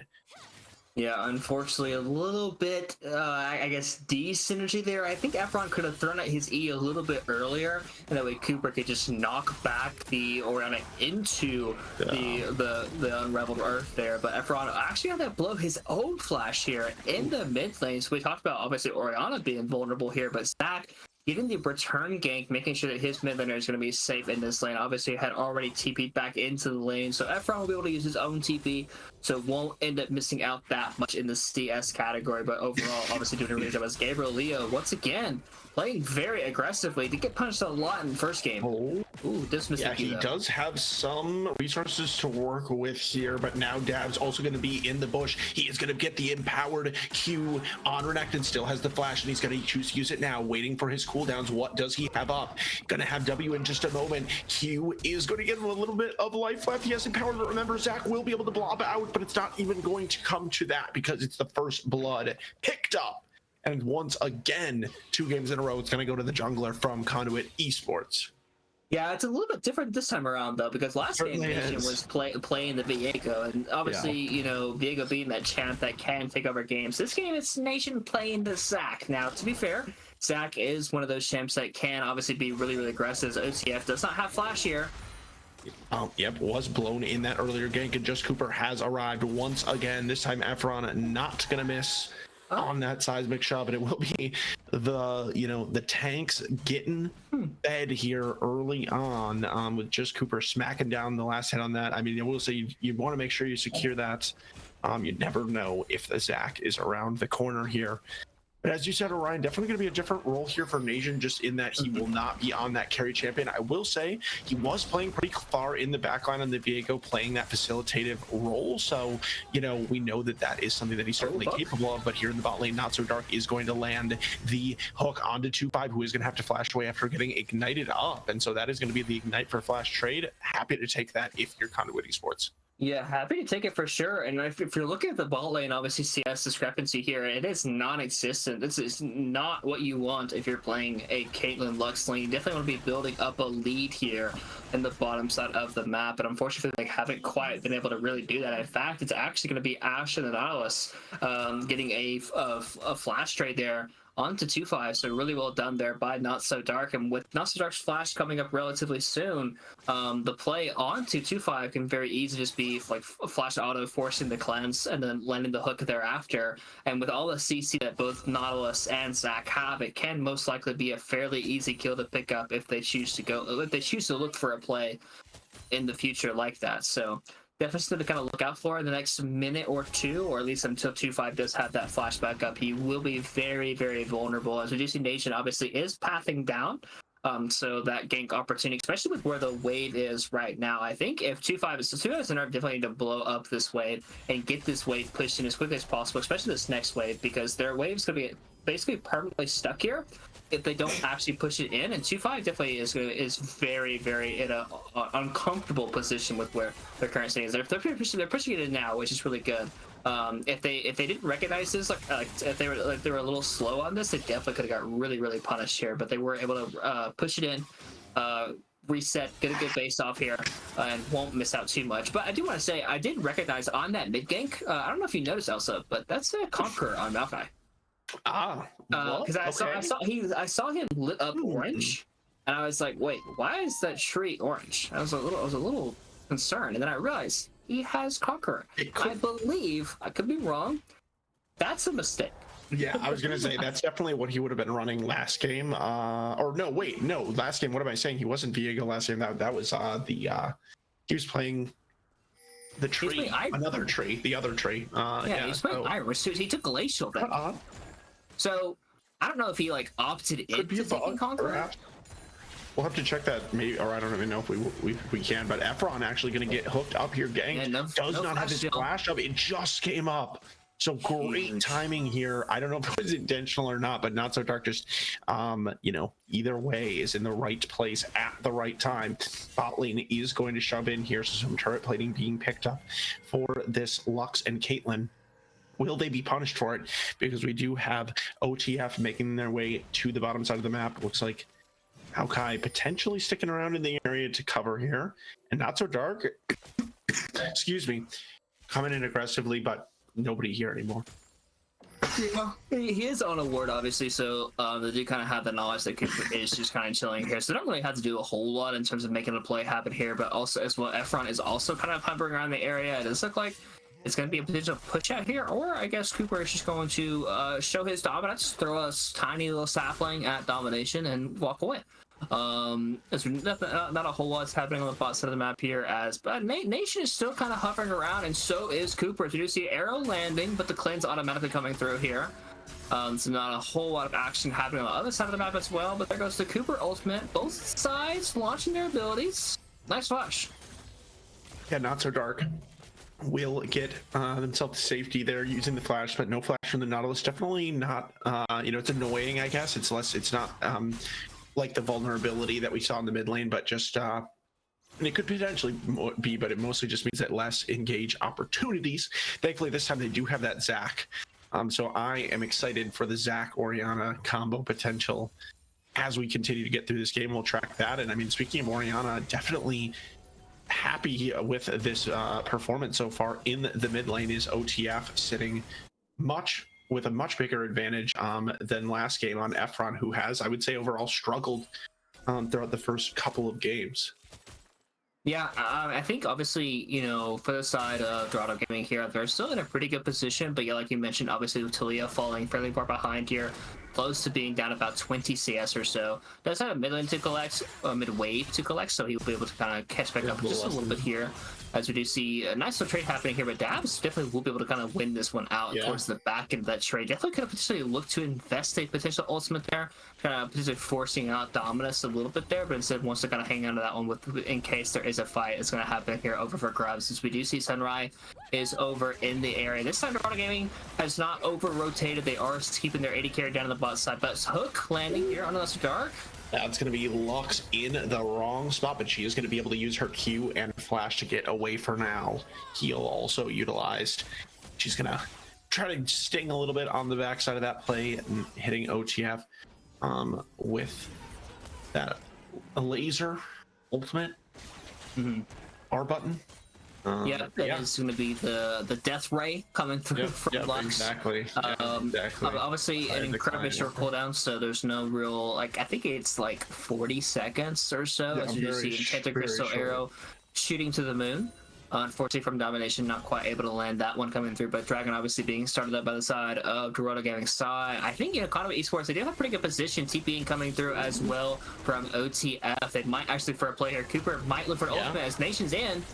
Oh, and it's going to be nice peel at first here, as Nation's going to lose the majority of his health bar as Zac right away. Those health bars do look really juicy from Dorado Gaming, but can Conduit Esports actually get access to them, as members are going to fall very low. Gabriel Leo is here. They're all together in that bush, but there is no, crucially, actually, there's no ultimate from the Orianna to be able to engage this fight, and Zac going to lose the passive for really no reason. I'm not really sure what ended up happening. That Nation was in that spot, maybe potentially had been trying to look for an angle to get over the wall, but you know, just one death. That will be you know, nice to pick up if you are Dorado. On the other side, Dabs, though, I mean, it's different than the Ornn in that this Gwen will continue to scale and be a threat on her own. But speaking of threats, Gabriel Leo has arrived, and Efron, does have Efron in his back pocket. I mean, yeah, she's fine. Gwen is immune.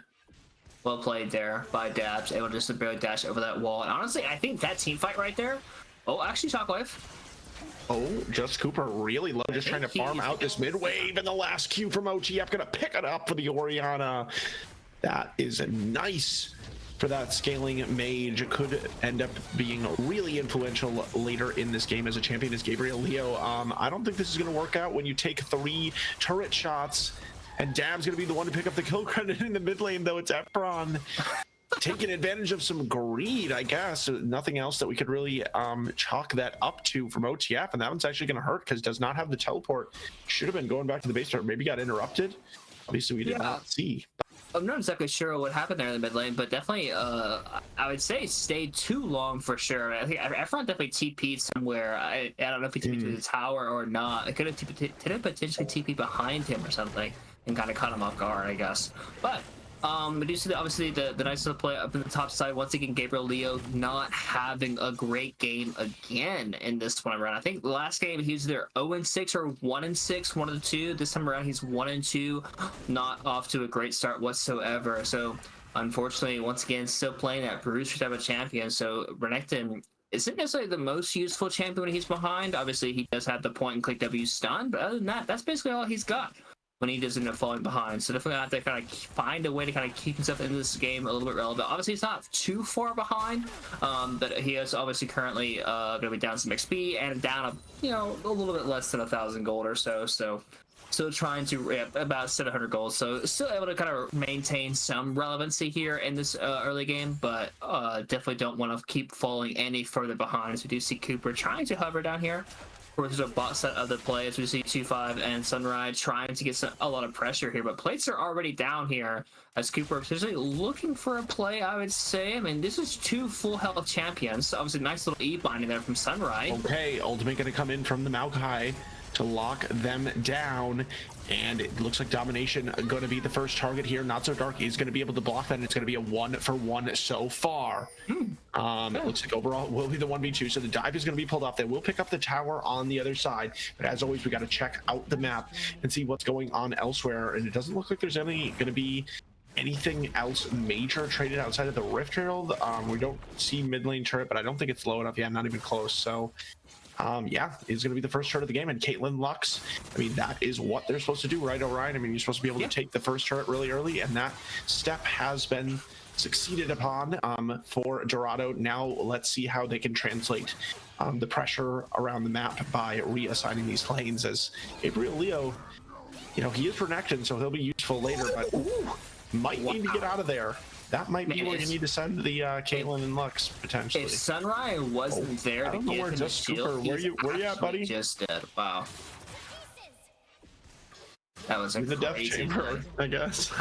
Yeah, that was actually a crazy play from Sunrise. Dabs living with one ace. Sorry, Dabs unfortunately not quite able to get Leo because the shield barely came through from Sunrise, able to keep him alive. But then also, like you said, just Cooper just completely by himself down on the bottom side of the map, running into Domination, able to pick up the kill there, and propelling himself forward in this game. I mean, right now, like, Dabs is dominating Gabriel Leo in this side lane, and it's honestly just going to get worse for this Renekton, who doesn't just like lose into side lane pressure, as we're trying to kind of at least hold a pressure a little bit. Right now, the win condition for Dorado is going to be this dragon stacking already happening here, as they do already have those 2 dragons. So if they're able to pick up this 3rd dragon soul, that is going to absolutely be massive for them. But it does look like all 5 members of Conduit Esports Phoenix are rotating over towards this dragon, as we do see trying to kind of posture for this vision a little bit here for both these teams.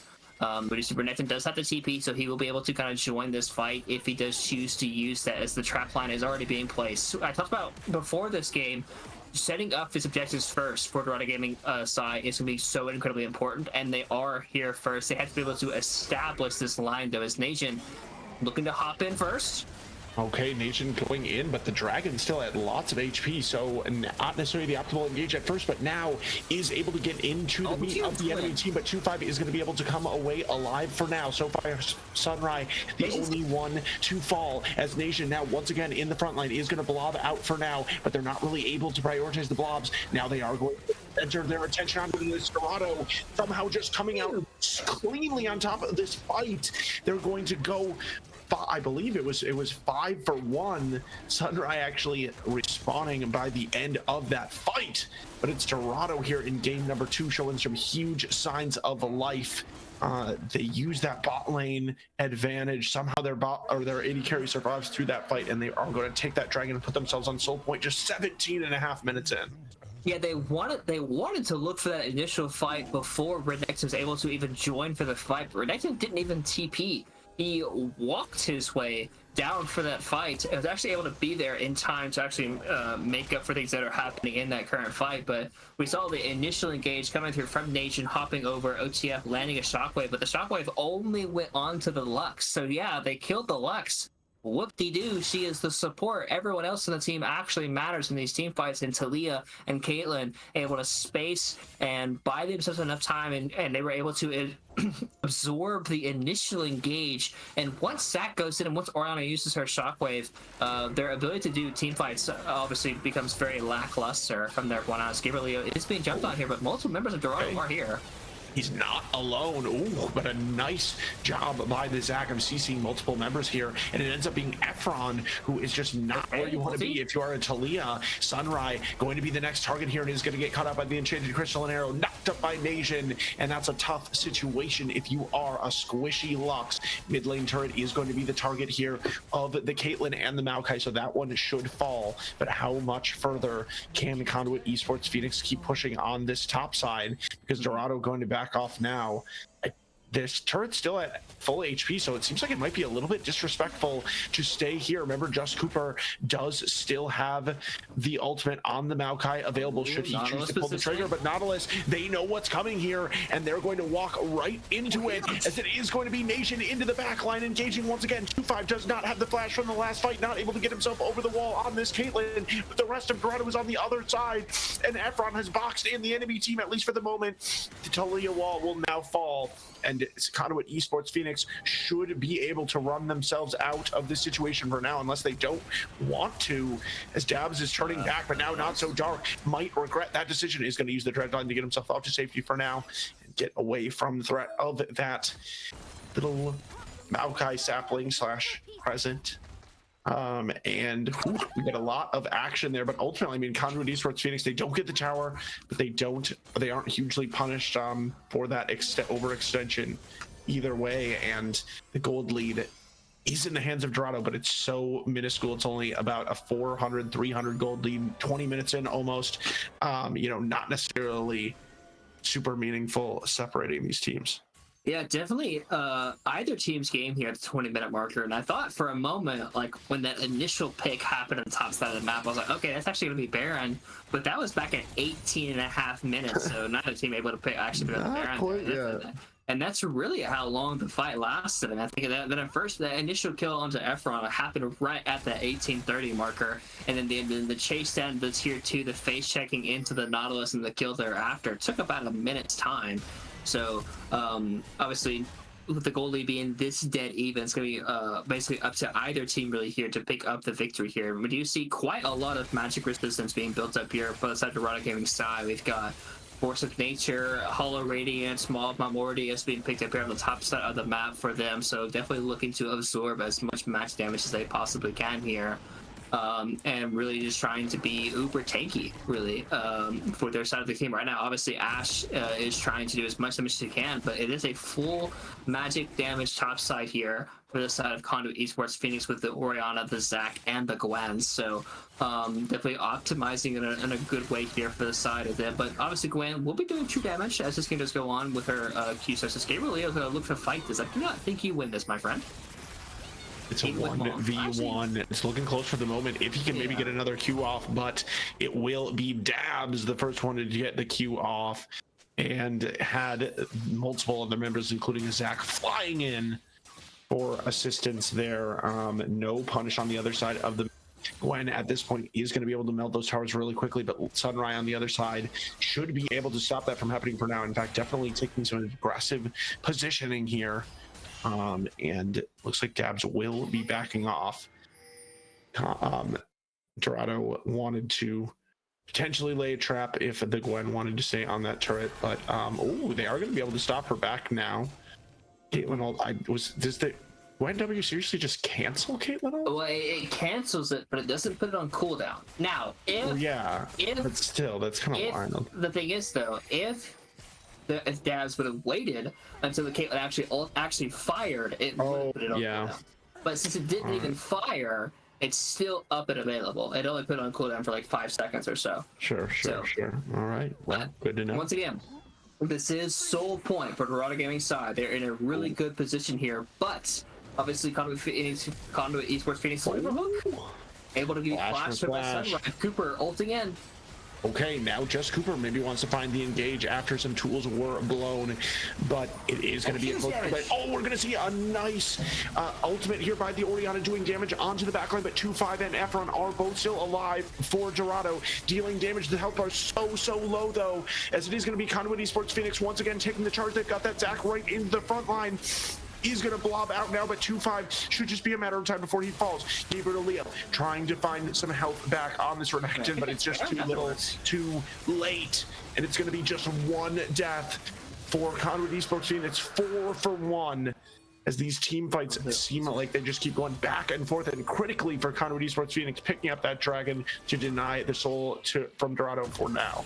Yeah, absolutely massive for Conduit Esports Phoenix, able to pick up that dragon, delaying that timer another 5 minutes where they're not able to pick up that Dragon Soul. I mean, they're already getting fairly tanky, as you can see with some of the items that are being built up here, but the Mountain Soul on top of it would have made it that much harder. But we saw a big difference from last fight to this fight for Conduit Esports Phoenix was the fact that their initial engage led onto multiple members this time around. Key members to Efron, Sunrise got absolutely blasted in that team fight by the initial jump and then the shockwave thereafter, plus the Gwen ultimate on top as well, just completely annihilated the fight. We saw Gabriel Leo and Just Cooper trying to get in the thick of things. Actually, Efron being jumped on. He does not have to Leo wall, so this will be a little bit hard, but they don't quite see enough people. And with Cooper rounding over the area, they will be able to get Efron out of the area. That would have been almost likely a Baron takeaway there if Efron would have died. So good job keeping their mid laner alive. But like I was saying, we saw Gabriel Leo and Cooper try to get in the backline, try to disrupt their team fight, but Renekton and Maokai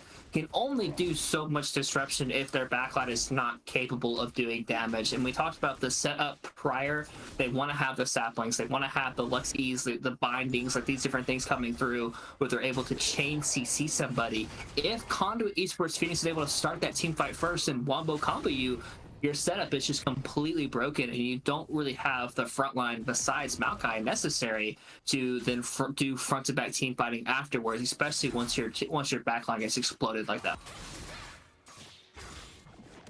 25 minutes into this game, and it's now it is a gold lead that has emerged for Conduit Esports Phoenix, but remember, 3 dragons still for Dorado. They're certainly not out of this one yet, but Conduit Esports, they were biding their time for the majority of this game. It now feels like they have put themselves in the driver's seat with Gwen continuing to pressure in this side lane. See this 1v1, but I don't know if you want to fight this if you're a Renekton. Fortunately, the first ultimate gonna miss there from the Gwen, but not too big of a cooldown. And Renekton pretty far pushed out. The pressure will continue to mount here, and you can see on the map that Conduit Esports Phoenix, they're actually just going to start this one up. They just want to put Dorado to the test, and they're going to, at the very least, they've blown the vision or the blue trinket. So 9k on the Baron, and they are going to back off. Talia Wall also going to be thrown out here, but I mean, they can just rinse and repeat. They're actually just going to start it up again. 9,000 gold on the Baron, and they continue to control the vision inside the pit. Dorado now advancing. Renekton going back to base, which tells me he's likely going to prepare to potentially teleport in. But Gwen also backing off for now. So things... Possibly we could see both from the top laners, and we are going to see a start to the fight here. Sunrise just not in a place that you are allowed to be if you are Lux at this moment, and it's already 1 kill against Dorado to start out this fight. But Domination is going to get shut down, and that is a very important member of Conduit Esports Phoenix here. What else can they do in this team fight for Dorado as Dabs has gotten into the backline and taken down the Renekton? But will it be enough? He's going to be so fast with the speed up from OTF on the Orianna, so that should signal the end to the fight. And it's actually going to be 2 dead from Dorado, but they will continue the siege down the mid lane. Remember, they've still got this Caitlyn, they've still got their Talia to clear the waves and deal damage to this turret. It looks like they should be able to fell this mid lane turret, and then hopefully back off to safety to live another day. So I mean, I think that actually ends up looking pretty good for Dorado based on the initial setup at the Baron. Yeah, pretty good indeed overall, I would say. Doesn't even kind of stalling it out, but several kills going over to the side of Conduit Esports Phoenix. And with the Dragon spawning up in about 40 seconds here, multiple big item breakpoints just kind of got purchased up here. We saw 3 items being purchased by Davs, finishing up that death cap. Ash really close to getting 3 items as well. I don't think they'll quite have enough gold in the tank to build up that 3rd item before this one spawns, so a little bit unfortunate there, but we are seeing big item discrepancies here from these teams. Even though it is about a 3k gold, the big one is the death cap sitting here on top of Dabs. He has been absolutely taking over some of these fights in this game and kind of looking to like really seal, like, you know, a bit of a nail in the coffin here. As we do see obviously Efron trying to push out top wave a little bit, recognizing he does need to be with his team. He will likely be TPing into this area, most likely, or walking as quick as he can. We just get initial hook landing on Sunrise again. Sunrise getting caught out, it seems like, time after time in this game, and it is going to be Not So Dark claiming the first kill credit of the game. Now Zach actually slingshotting himself to safety, not making it over the wall, but it doesn't end up mattering because now they're going back in as it's going to be Not So Dark the target now. Orianna ultimate not, I think it maybe caught 1, maybe 2, but 2-5 is sitting low, and they're still very healthy over on the side of Conduit Esports. They're feeling comfortable to start this dragon up. Remember, it would be huge to be picked up here by Dorado, but Just Cooper can't even get into the pit, and I don't know why they were sticking around, because they might end up getting punished.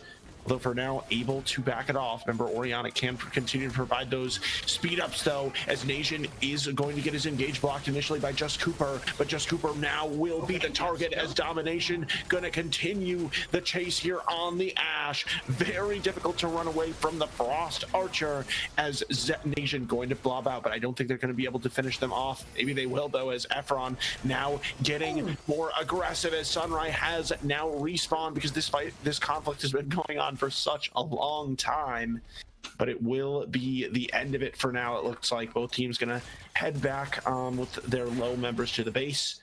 Baron around the vision, probably gonna be contested again when folks make their way out here.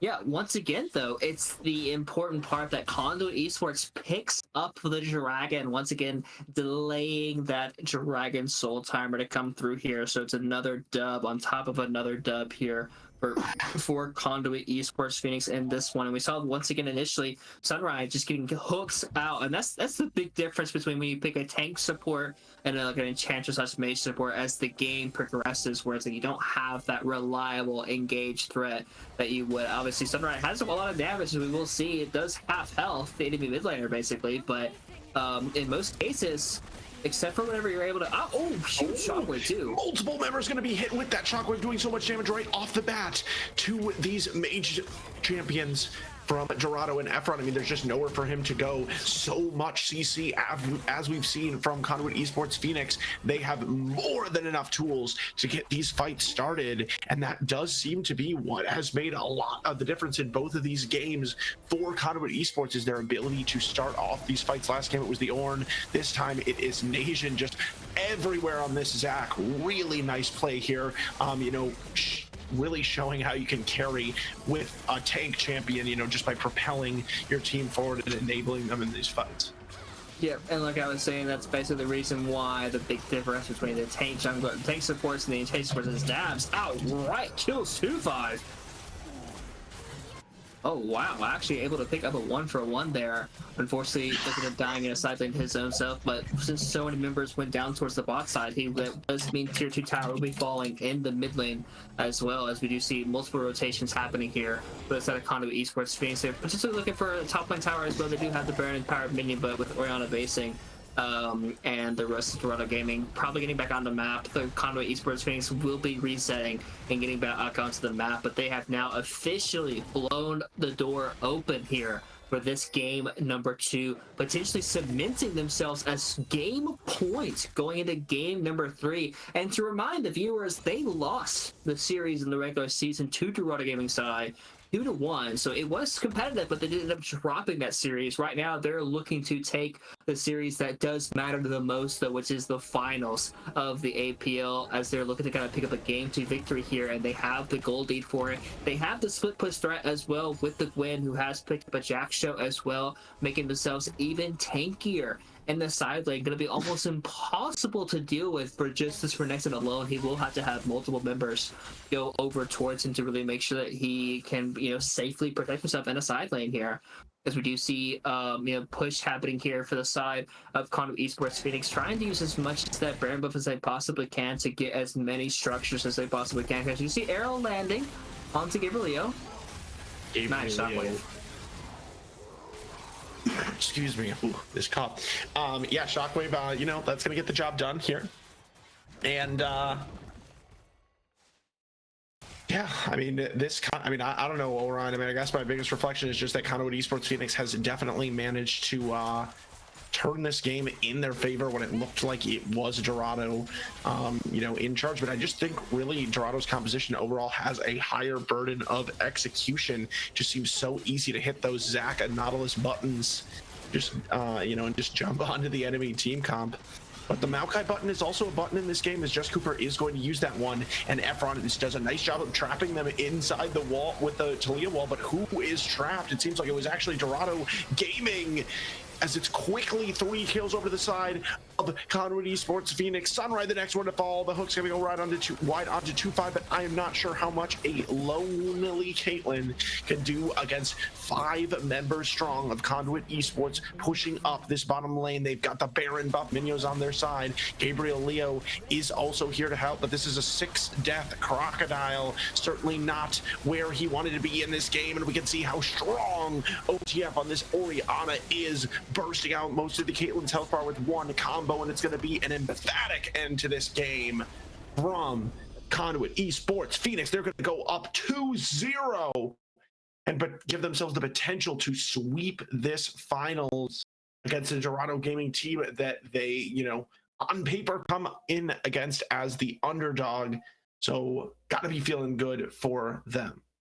Yeah, absolutely. I mean, you're putting yourself in a position where all you can do is win one more game, and you are the APL champions of the split, regardless of how the regular season went for you. Even though you did end up dropping that series, one more victory does mean you are the ultimate victors of the split. And I think, obviously, for the side of, I think we went into the stream talking about the APL All Stars. We got about, obviously, Efron and 2-5 being the 2 for Dorado Gaming side, and the other 3 were the top laner, the jungler, and the support. And really, in terms of the differences between the 5 first team All-Stars, it's definitely been Conduit Esports Phoenix, 3 All-Stars players that have been absolutely putting on a show in this series. We saw Game 1 Nation was going absolutely crazy. Game 2, it was, Dabs in the top side doing really, really well, especially with Not So Dark's engages with the Nautilus and the hook, controlling those team fights. These guys are playing an absolutely incredible series and looking to kind of keep that momentum going into game 3. But if you're Dorado Gaming side here, you're definitely obviously you feel like you've been in this position before. I think we've seen many Dorado teams, I think just this year alone in Aegis, have multiple reverse sweeps happen. So looking to join the club, I guess I would say, and trying to make a reverse sweep of their own. Yeah, and so we will see if that can occur. I think we might have a little bit of a change of faces when you come back. Who knows? We'll keep it a mystery for now.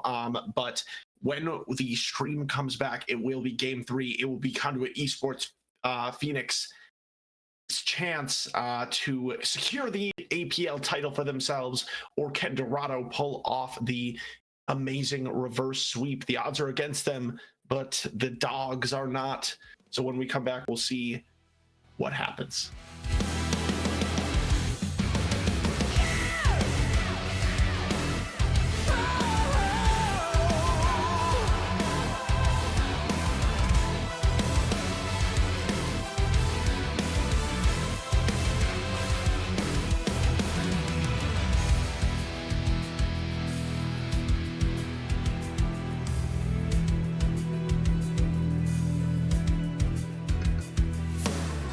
Clouds move closer, but with a deepest red. Oh, beneath them we look on. When they part comes the hatred they bring. Lost in the dark, we've come so far. Another step to rid the pain. Go and be counted till your last day. 'Cause only nightmares break their face.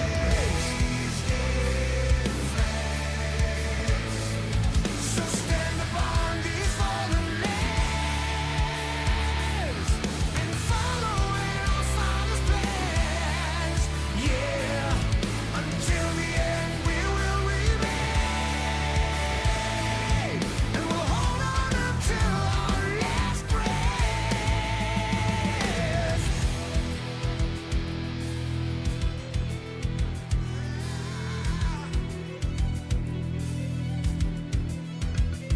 So what is to be left for us? My people look on and say, don't fear what you don't know, 'cause we're far from certain fate. And we'll make our final stand. Lost in the dark, we've come so far. Another step to rid the pain. Go and be counted till your last day.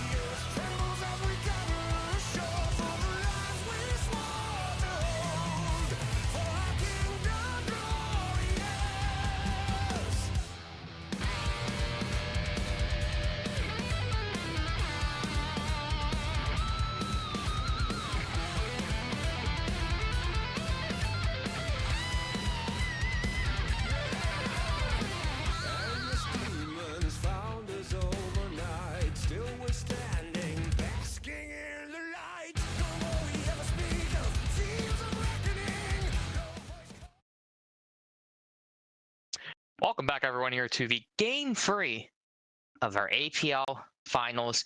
It is Flay, joined by Sultan here as Mr. Ryan and Elsa. It's a long night. I don't blame him. We're approaching midnight. It could be a Bo5 game banger here, and they're taking the night off, so me and Sultan are coming in to fill in. How are you doing today, Sultan? CCS talent replacing CCS talent, you know. Shut up. Alright, well, we obviously come in here in game 3. Dorado. Oh, God, I kind of consider them the favorites coming into the series. Already found themselves down 2-0 into game 3 here. Backs against the wall. I mean, this is an org that's reverse sweeped a lot in finals. This is an org that gets a lot of finals buff.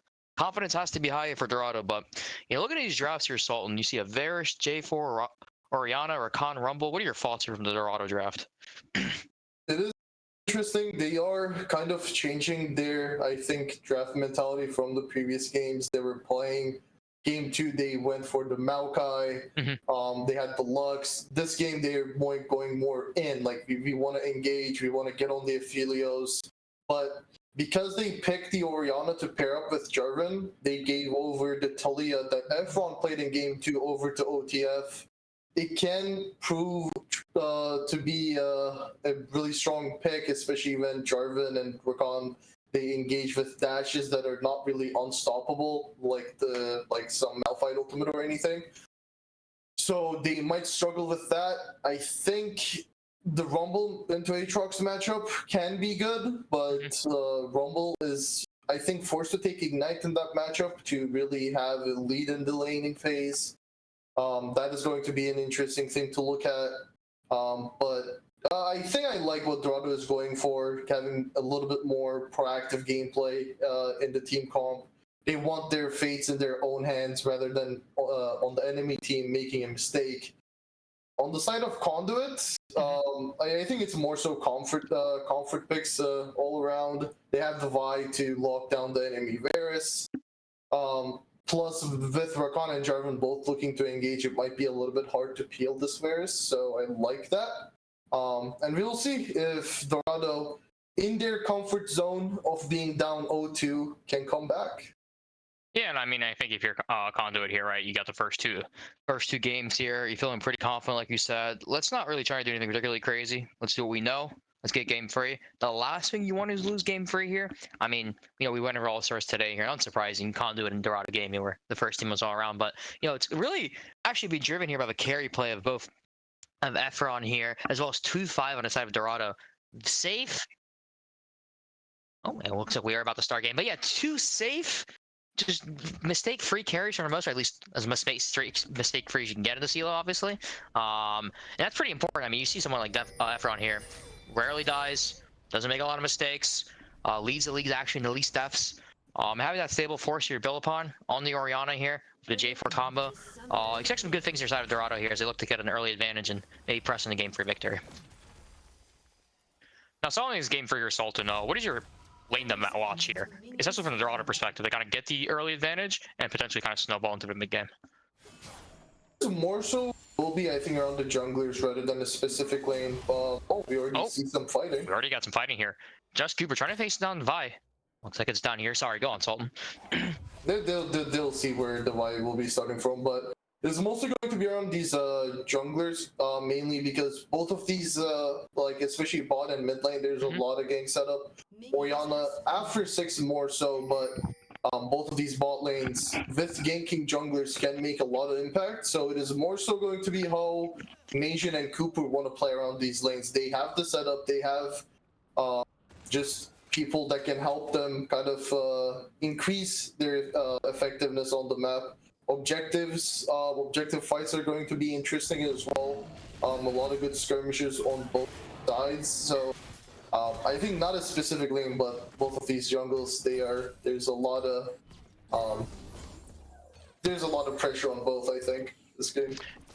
Yeah, I mean, from the side of Conduit here, you know, kind of playing with the combo of the Aphelios, Alistar in the bot lane here. Do you think there's confidence and domination here? You know, kind of slowly, you know, scale up this game, get the Aphelios going, you know, potentially lead a late game victory. It looks like, at least from here with Conduit here. Speaking of it, Flash already used by domination here. Good job on Sunray to get the flash here. Flash down on domination. It's 5 minutes. And it's pretty huge here. We have a Jarvan here. Force early pressure of Varus. Better leading carry. Oh.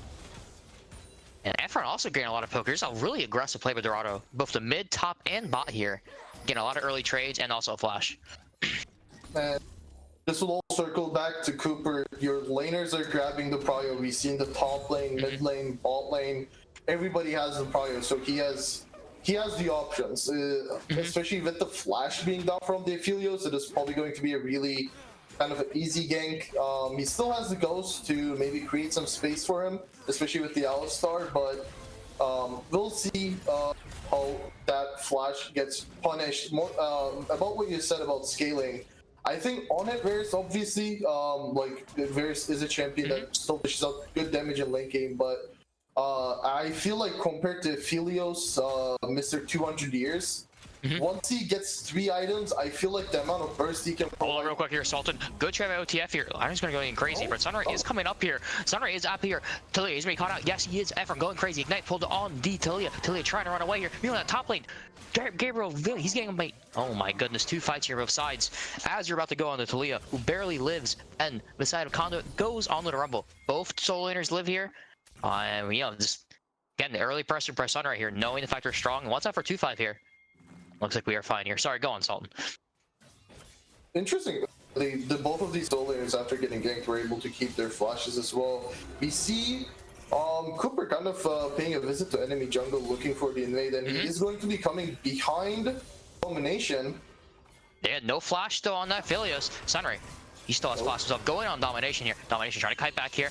Here comes J for her. Walter her J for a flash here. Here comes Outside, pushes Darth away. The EQ combo goes in. Domination. Damage done. He should be dead. Yes. First blood on Just Cooper here. A kill for the side of Dorado. Great way to start this game. It all comes back to the flash. Domination burning that flash from Sunrise engage at low 1, and Cooper is able to punish. Was a great buffer on the Alistar knockback Yes. with the EQ as well, and they are able to grab the first blood. Honestly, not so dark. Well played him, trying to push the J4 around, trying to turn on the gank, but this great EQ buffer. And honestly, it's as you stated earlier, the early pressure in the lanes allowed Cooper to make the ability to choose. He invades the bottom side of jungle here on the side of Conduit Esports, flanks around in the bottom, catches Domination, no flash. You know, flash is there for Domination. He probably lives, doesn't get the flash. Great buffer, and again, just like you said, Just Cooper dictating the tempo of the game, and it helps when your lanes are ahead and creating pressure. And Dorado already have first blood and 1k advantage. Wait, hold on real quick here. Oriana, he should be caught at Efron, should be dead. Great flash by Efron. He should still be dead. Here's Not So Dark. Another flash to come by. Dead. Talia gets another kill. We're 1-1 in the game. Great response coming from the side of Conduit. These roams from these supports to the mid lane have been really impactful. Initially, Sunrise at level 2, and now Not So Dark. A bit of a more successful gank with the kill going over to OTF. And we are at a more of an even state, but with the kill in mid lane, they will be able to grab the first dragon of the game, especially when you have the Aphelios potential late game threat. You want these early dragons so that even in the mid game you are behind or you don't want to fight, you do have that option to like, okay, let's give a few dragons until our Aphelios get stronger. And we can already see Domination grabbing the call, saying I'm going full in my late game, and on the other side of the map, Cooper is going to trade away the grubs. Yeah, I mean, I feel like you might. Oh, 1 second here for trade here. Efron, OTF. Should be just nothing but trades. You're not all mana on the OTF, so I don't think you can do anything against the Oriana. But like you said, I mean, listen, if you're Conduit here, you're up 2-0. It's really on Dorado to do something here. You got Aphelios. You make that trade anytime, any day of the week here, right? You get your Aphelios scaled up, you're going to get free items. And you hope I forget. Well, meanwhile, the XP, is he going to die here? Cooper, trying to do something new. Tower shot? No. I mean, OTF on that front. Again, nothing happened again. Dorado, aggressive, aggressive, aggressive. They know they have to take this game by storm.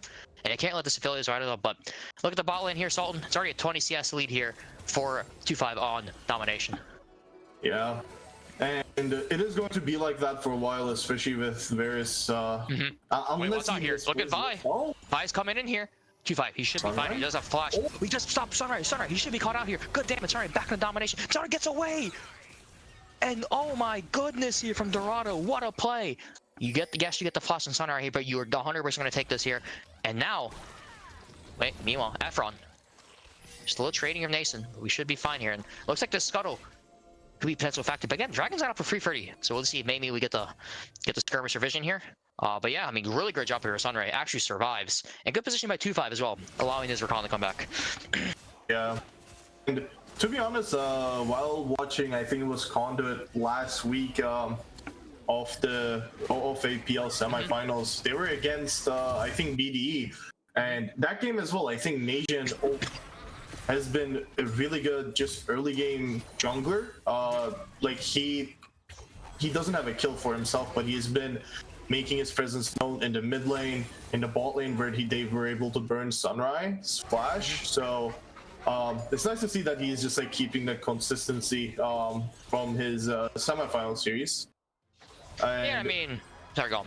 Oh, and I was gonna say, like, especially with Dorado's backs against the wall, just putting that early game pressure, not like letting the first blood get to you, and just like keeping the game plan going is like just really great to see from them. Yeah, I mean, if you're Dorado here, you're kind of pretty happy what's going on here. You know, generally speaking, you tend to win because your early lanes. I mean, 2-5 and Gabriel Leo have the 2 highest goal difference at 15 minutes of any players of the league.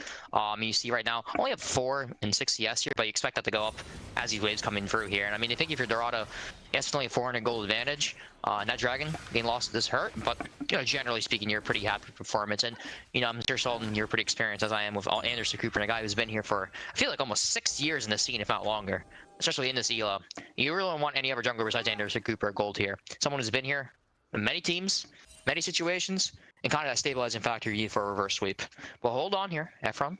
Potential gank here via Alistar and Vi are there. No. I like what OTF was going for there, though. He aimed the knockback towards his teammates as well. Oh, Nation. Oh, Ephron does not have flash here.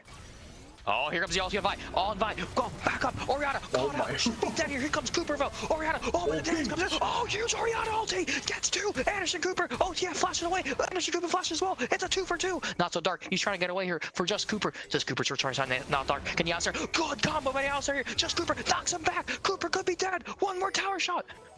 Yes. What a fight here. We had a 2-2 result here in the end. Just absolute chaos. Yeah, absolute chaos. It could have been worse for Dorado. Ephron, that shockwave kind of just saved it. That was a huge shockwave. Last second. Yeah, like 3-man does a lot of damage. But not so dark. Like he was gonna go down regardless, and he was able to take Cooper with him.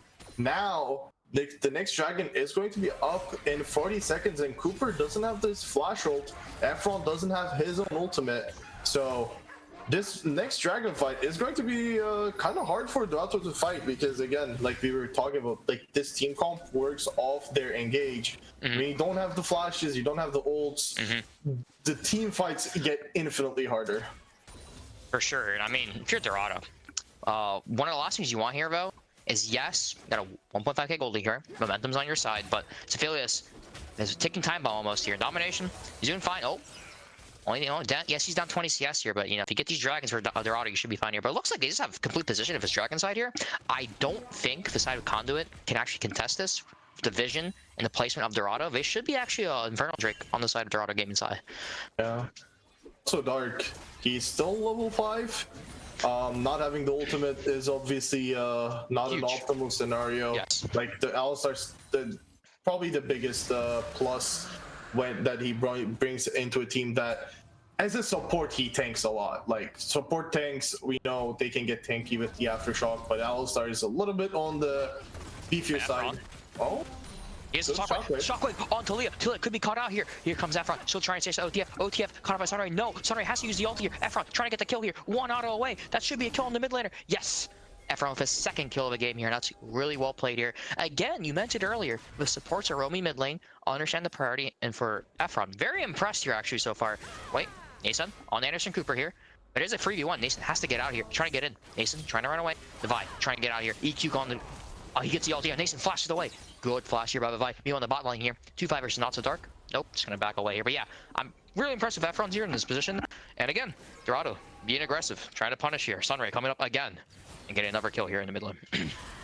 Could have been a second one if Cooper was able to like stop Nation's skew there, but he was able to get away barely with any HP and also had to burn his flash as well.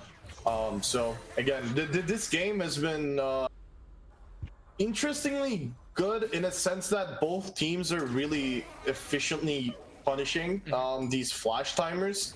You don't really see that sometimes in lower elo leagues. Yeah. So it is always nice to see. Fight here, top lane here. Aatrox ulti comes out here. He's on Gabriel. Good flash. Gabriel, it's a lot of damage here. He should be dead here. The ult comes to Rumble. Tries to flash away. Rumble, he's on the ulti. Aatrox, he's gonna get him. That's a kill on the side of Conduit here. That's kind of what he needed to pick up the momentum here. I feel like they've lost a little momentum in the mid lane, and you get a kill here in top lane. So 2-5. Stop this recall. Oh no. Hex flash comes in. Alistar gets a combo off. Domination going in. The ulti revive. It's gonna get Varus. Varus, what can he do? Sunray, he gets a stop. It's not gonna happen here. Domination, huge ulti on the Aphelios. Damage comes in. It's a 1 kill. Varus is dead. Kill does go. I think it went on Alistar. Is that correct? No, I think it went on Vi. Vi? Okay. That's what Dark was already on 2 kills, yeah.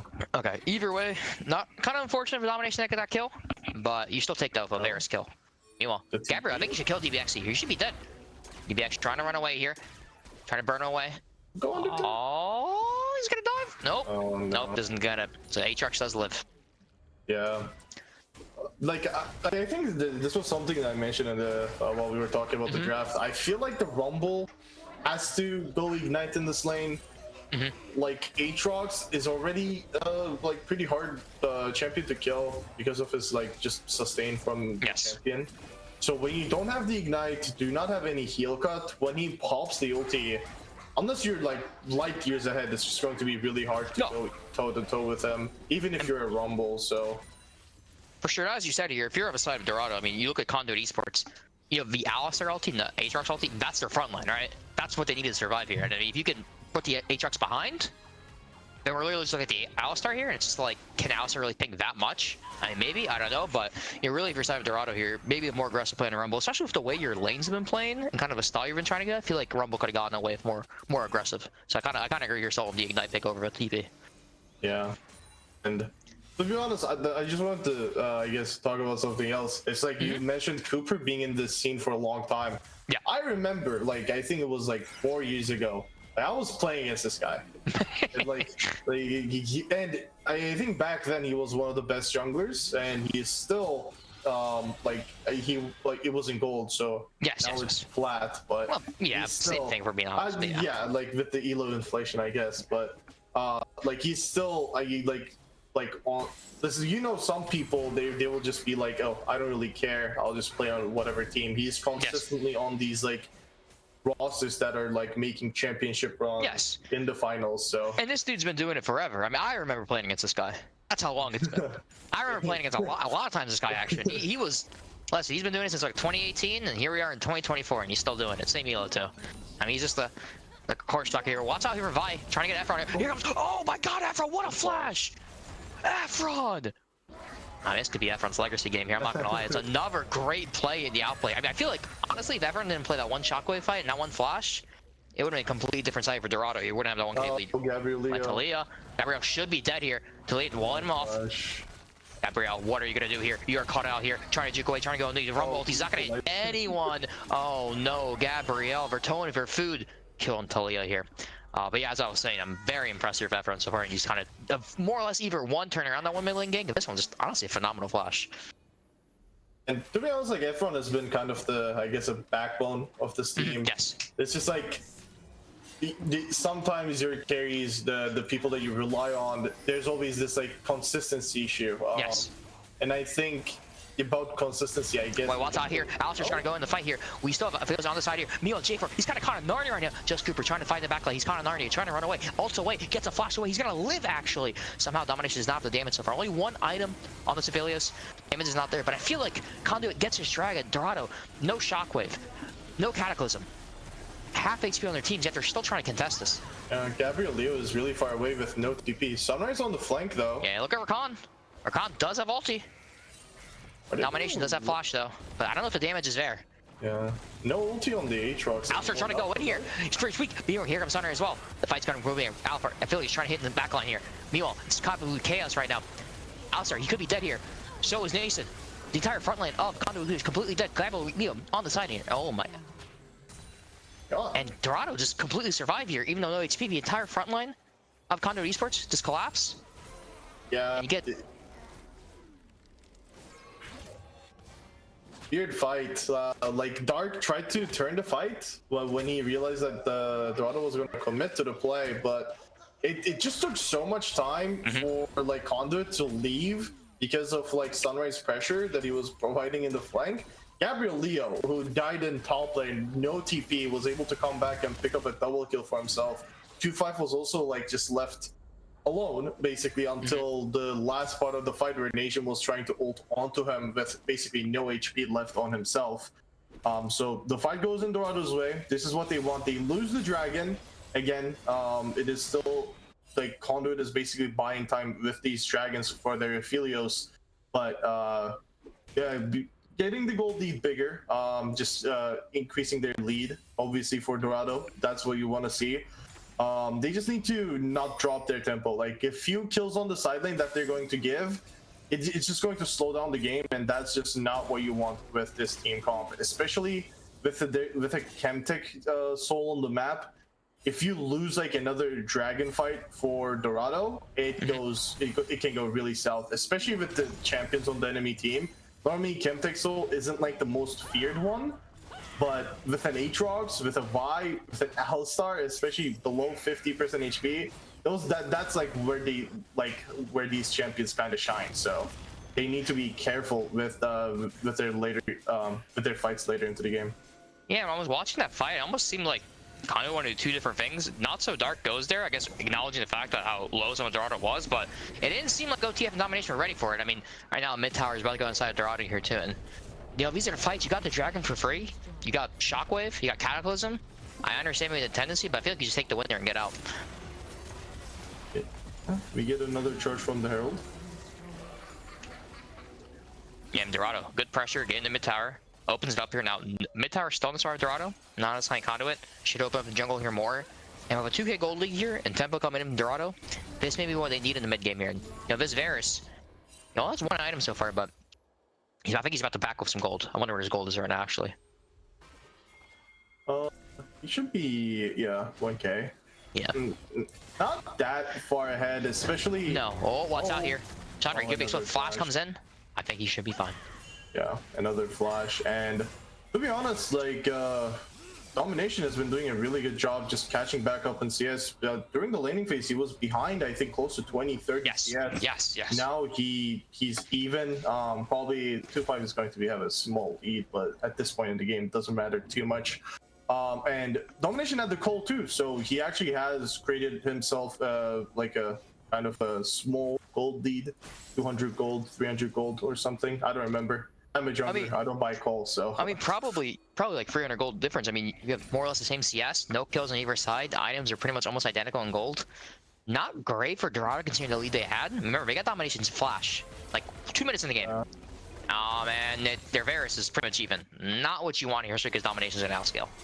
Yeah, and also, like, I think Gabriel Leo just not having the biggest lead. Yes, he's 2-2. His laner doesn't have any kills, but those 2 kills have came from the recent fight and on the dragon.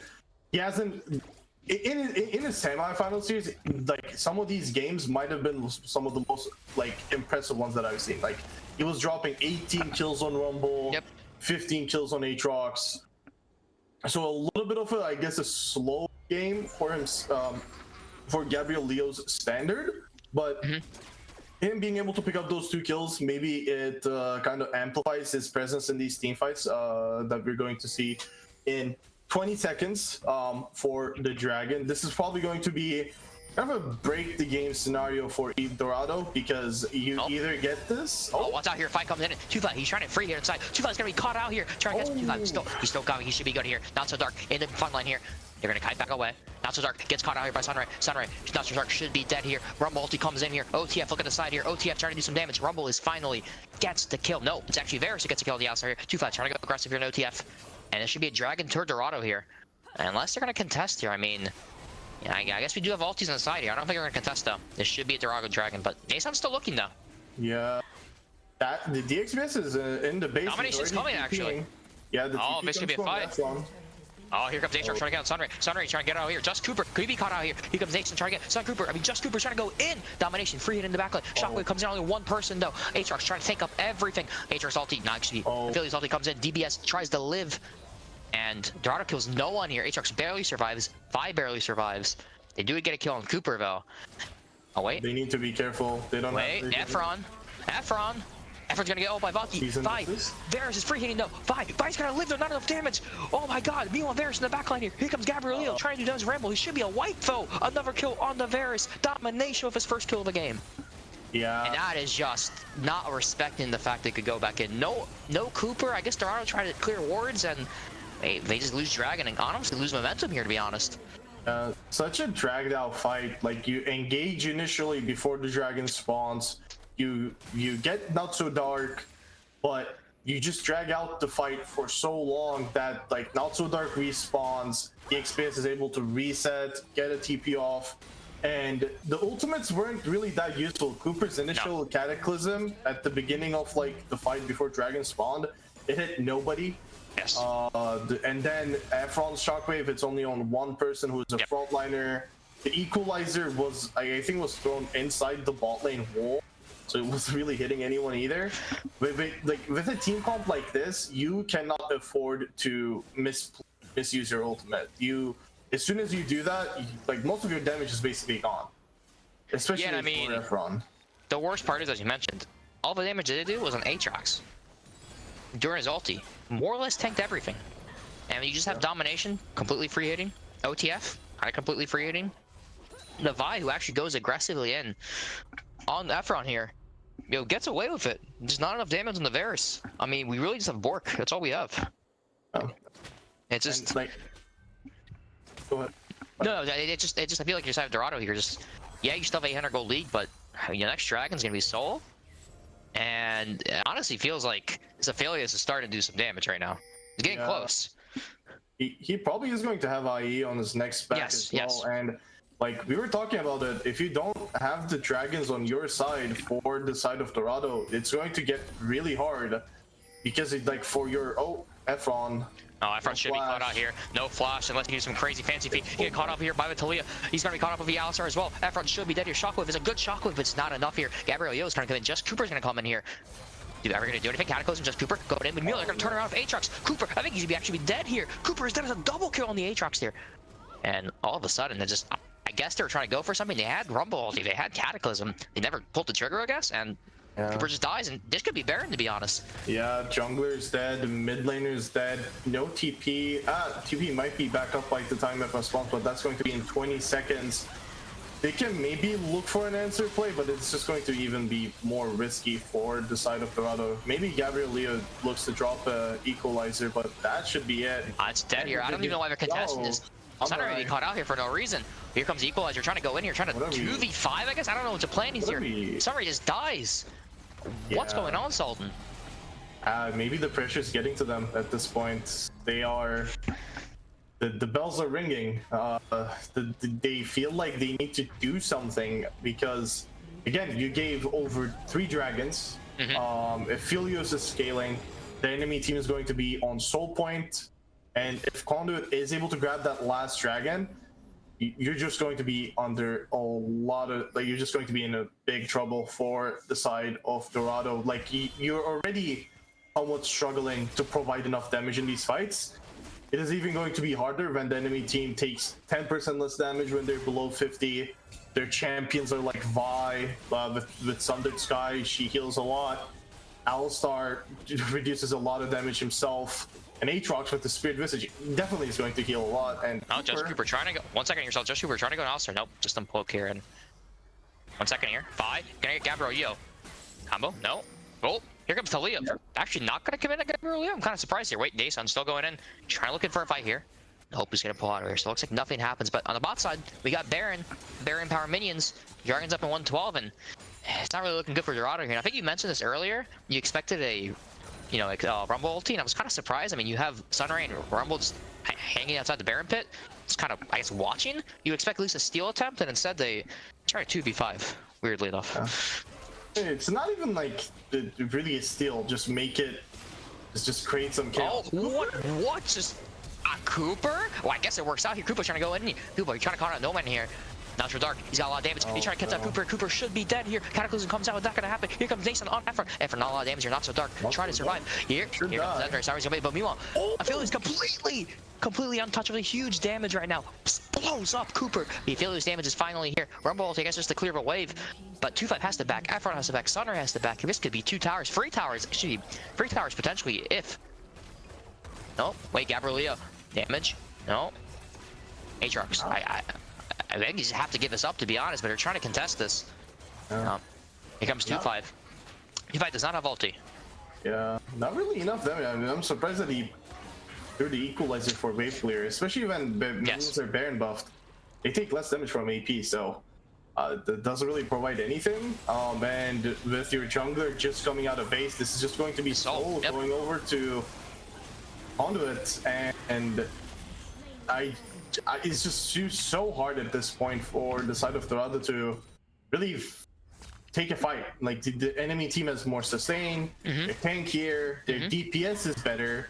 The only thing that you have going is burst, which the enemy team got a soul that really mitigates a lot of the burst. So I mean, I guess you just has hope. to be like I mean, a hero outplay at this point. Well, I mean, you just hope Shockwave, a bunch of Shockwave delivery systems, right?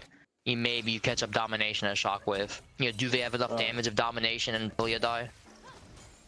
We saw it Maybe. last fight. That's what I'm saying. Like, it doesn't even matter. I just feel like if you're Dorado right now, you're hoping for a quick burst on the 2 carries, and then just to beat up the other. It's so difficult right now. Not Gold Lead they had Sultan.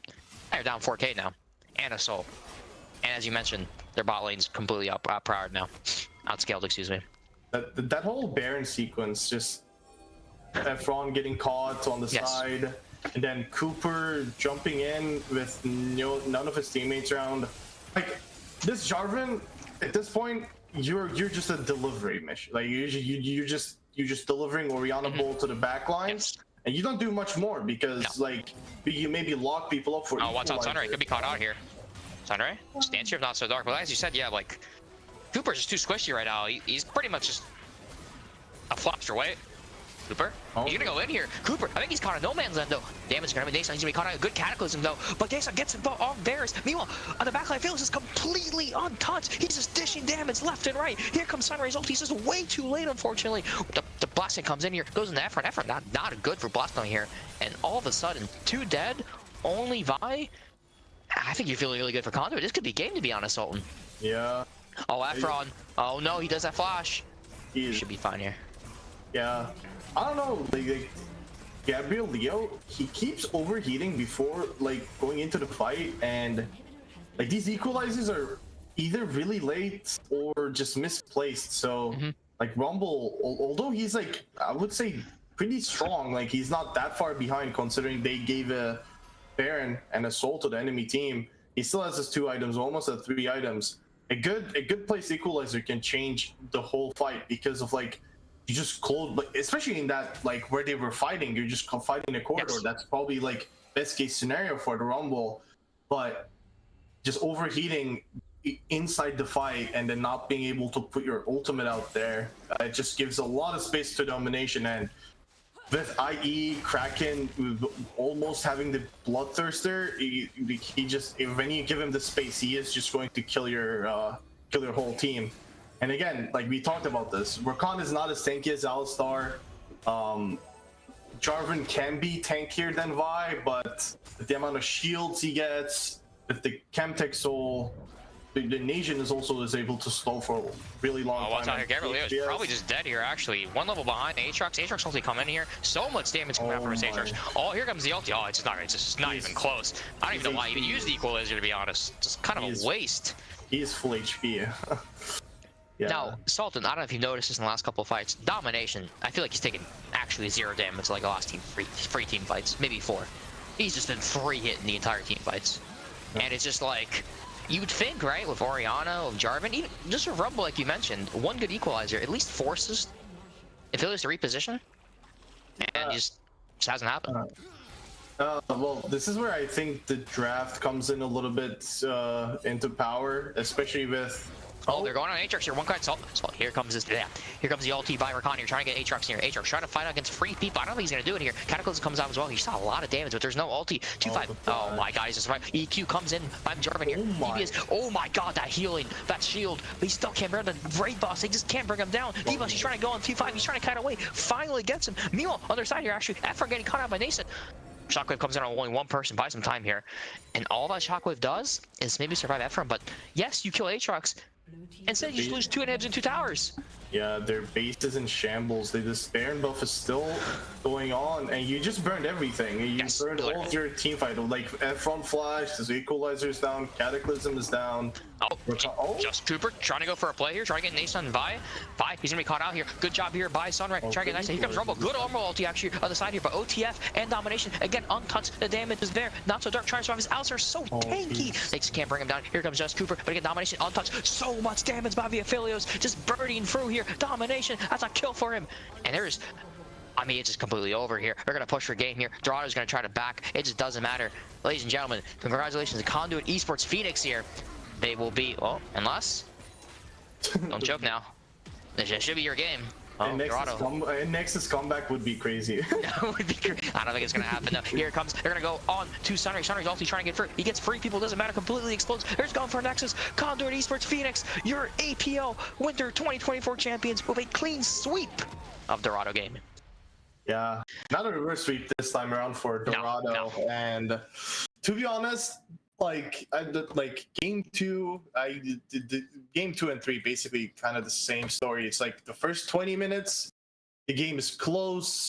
Dorado has like maybe a small lead, but then it all goes south afterwards. It's just, I feel like Conduit has been really good with their like mid to late game team fights, knowing where they're strong at and like just playing towards their win cons. And I think it shows in their gameplay as well. Like they were able to. Dorado did a good job of like punishing Flash, like doing some proactive plays. But Conduit was like, we can do that as well, but better. So, but what can we say other than congratulations? Like 2 of the best teams, and Conduit just showed, yeah, we're a little bit better. Yeah, and besides that one team fight and Dragon there, question, I think Conduit played this pretty well, to be honest. Yeah, they had the early pressure on him, but never felt like the game got away to them. They're always trying really hard, and just, they played the team fights better. And I guess the question is, maybe if we had a better, I mean, Rumble still did 24,000 damage, and that's something that's with, honestly, multiple missed Rumble ultis. Still did the most damage on Dorado. Efron had a couple good shockwaves, 22,000 damage. I mean, it's just on the side of Conduit, played it really well. Played the fights good, and it just always felt like the side of Dorado, with Sunray, with Just Cooper, the rest of the squad was just not on the same page when they're going in. And just credit to the Conduit Esports, a clever clean sweep. I want to say, every single finals in Aegis has been a sweep this year. You would know that better than me. Well, I'm pretty sure that's true, because I'm gonna just double check here before I get the air. I'm pretty sure that is correct here. You on playoffs for AEL here, our first finals. Thank you. AEL 3-0 for Supernova, and then ADL 3-0 for Mint, if I recall correctly, unless I'm going crazy here, and 3-0 for Conduit Esports and Dorado. So, I mean, I don't know what that says about Aegis' league. I don't know what it says about me, to be honest. Wait, nothing but sweeps in the finals. Yeah. Now, Mr. Sultan, any final words for you as we get off on this long night, which, by the way, it's midnight, and it's only 3-0. Thank God it's not a 5-game series. Oh my God, we would have been here since Tillery till tomorrow. It was a great series. Before we close, just so that I guess push out some more content, I will give my MVP I'll give it to Domination, to be honest. I think it's just like he died once that whole game, and that was just like that early game flash that he had to burn. Then like afterwards, he didn't get caught. He dished out as much damage as possible. Did really great. Game 2. He was on the Ash, did get a good performance. Game 1, he was on the Aphelios again, and like he was just performing, I think, all around the whole series. Obviously, when you get a clean sweep, the whole team probably is just playing good. I'll just give it to the ADC, But I think it says a lot what we just told in the fact that they came in this game for a year, series on the line. Who are we giving the keys to the city? of a closer. We're giving it to Ray to carry, right? We're giving him Aphelios. We're giving him a team to play around Aphelios. We're acknowledging, hey, it's gonna be rough in the beginning. We're gonna do what we can. And I mean, listen, this Aphelios, I mean, you can say maybe some issue on Dorado, but at the end of the day, we watched those team fights, Dalton. Most of the time, this man was just free hitting. He was free hitting, he was doing damage, and he was coming online. And I mean, yes, he only did 22k damage, not as much as Baylor Turlia, but it's only a 30-minute game. If this game goes 10 more minutes, I would be easily the highest played damage of the year. So congratulations to Domination, our finals MVP. Congratulations to Conduit Esports Phoenix, our APL 2024 Winter Champions. And I'm sure, as you saw here, we had our All-Stars here. I'll repeat them one more time so everyone aware who our All-Stars are before we get off the way here. On the first team, we have Stubby for Conduit Esports Phoenix, Ason for Conduit Esports Phoenix, Efron for Dorado Gaming Sai, 2-5 for Dorado Gaming Sai, and Not So Dark for Conduit Esports Phoenix. Second team, Gabriel Leo for Dorado Gaming, Just Cooper for Dorado Gaming, OTF, we just saw for Conduit Esports, Domination, we just saw for Conduit Esports, and Sunray for Dorado Gaming. And finally, a third team, Walk Warlock for Big Duck Entourage, Batman for SG Inferno, Sox Defies for again Big Duck Entourage, Grim Defire for Little Monkeys Gold, and Ghost for Big Duck Entourage. We'll have updated graphics. Unfortunately, I gave Mr. PBS not enough time to actually do the graphics. That's all me. We'll have updated graphics to post on the APL channel, which we'll post on just like the other leagues. But thank you for having a great split. I can't wait to see you guys next split. And with that, a great night to everyone, and hope you enjoy the rest of your spring.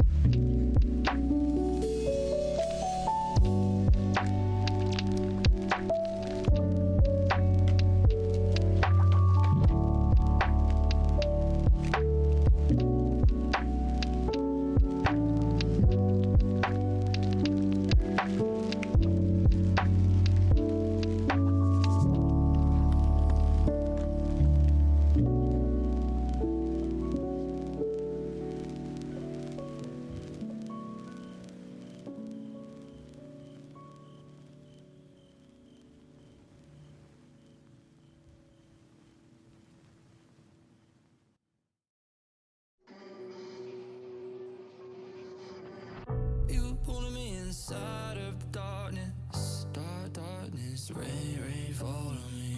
You pulling me inside.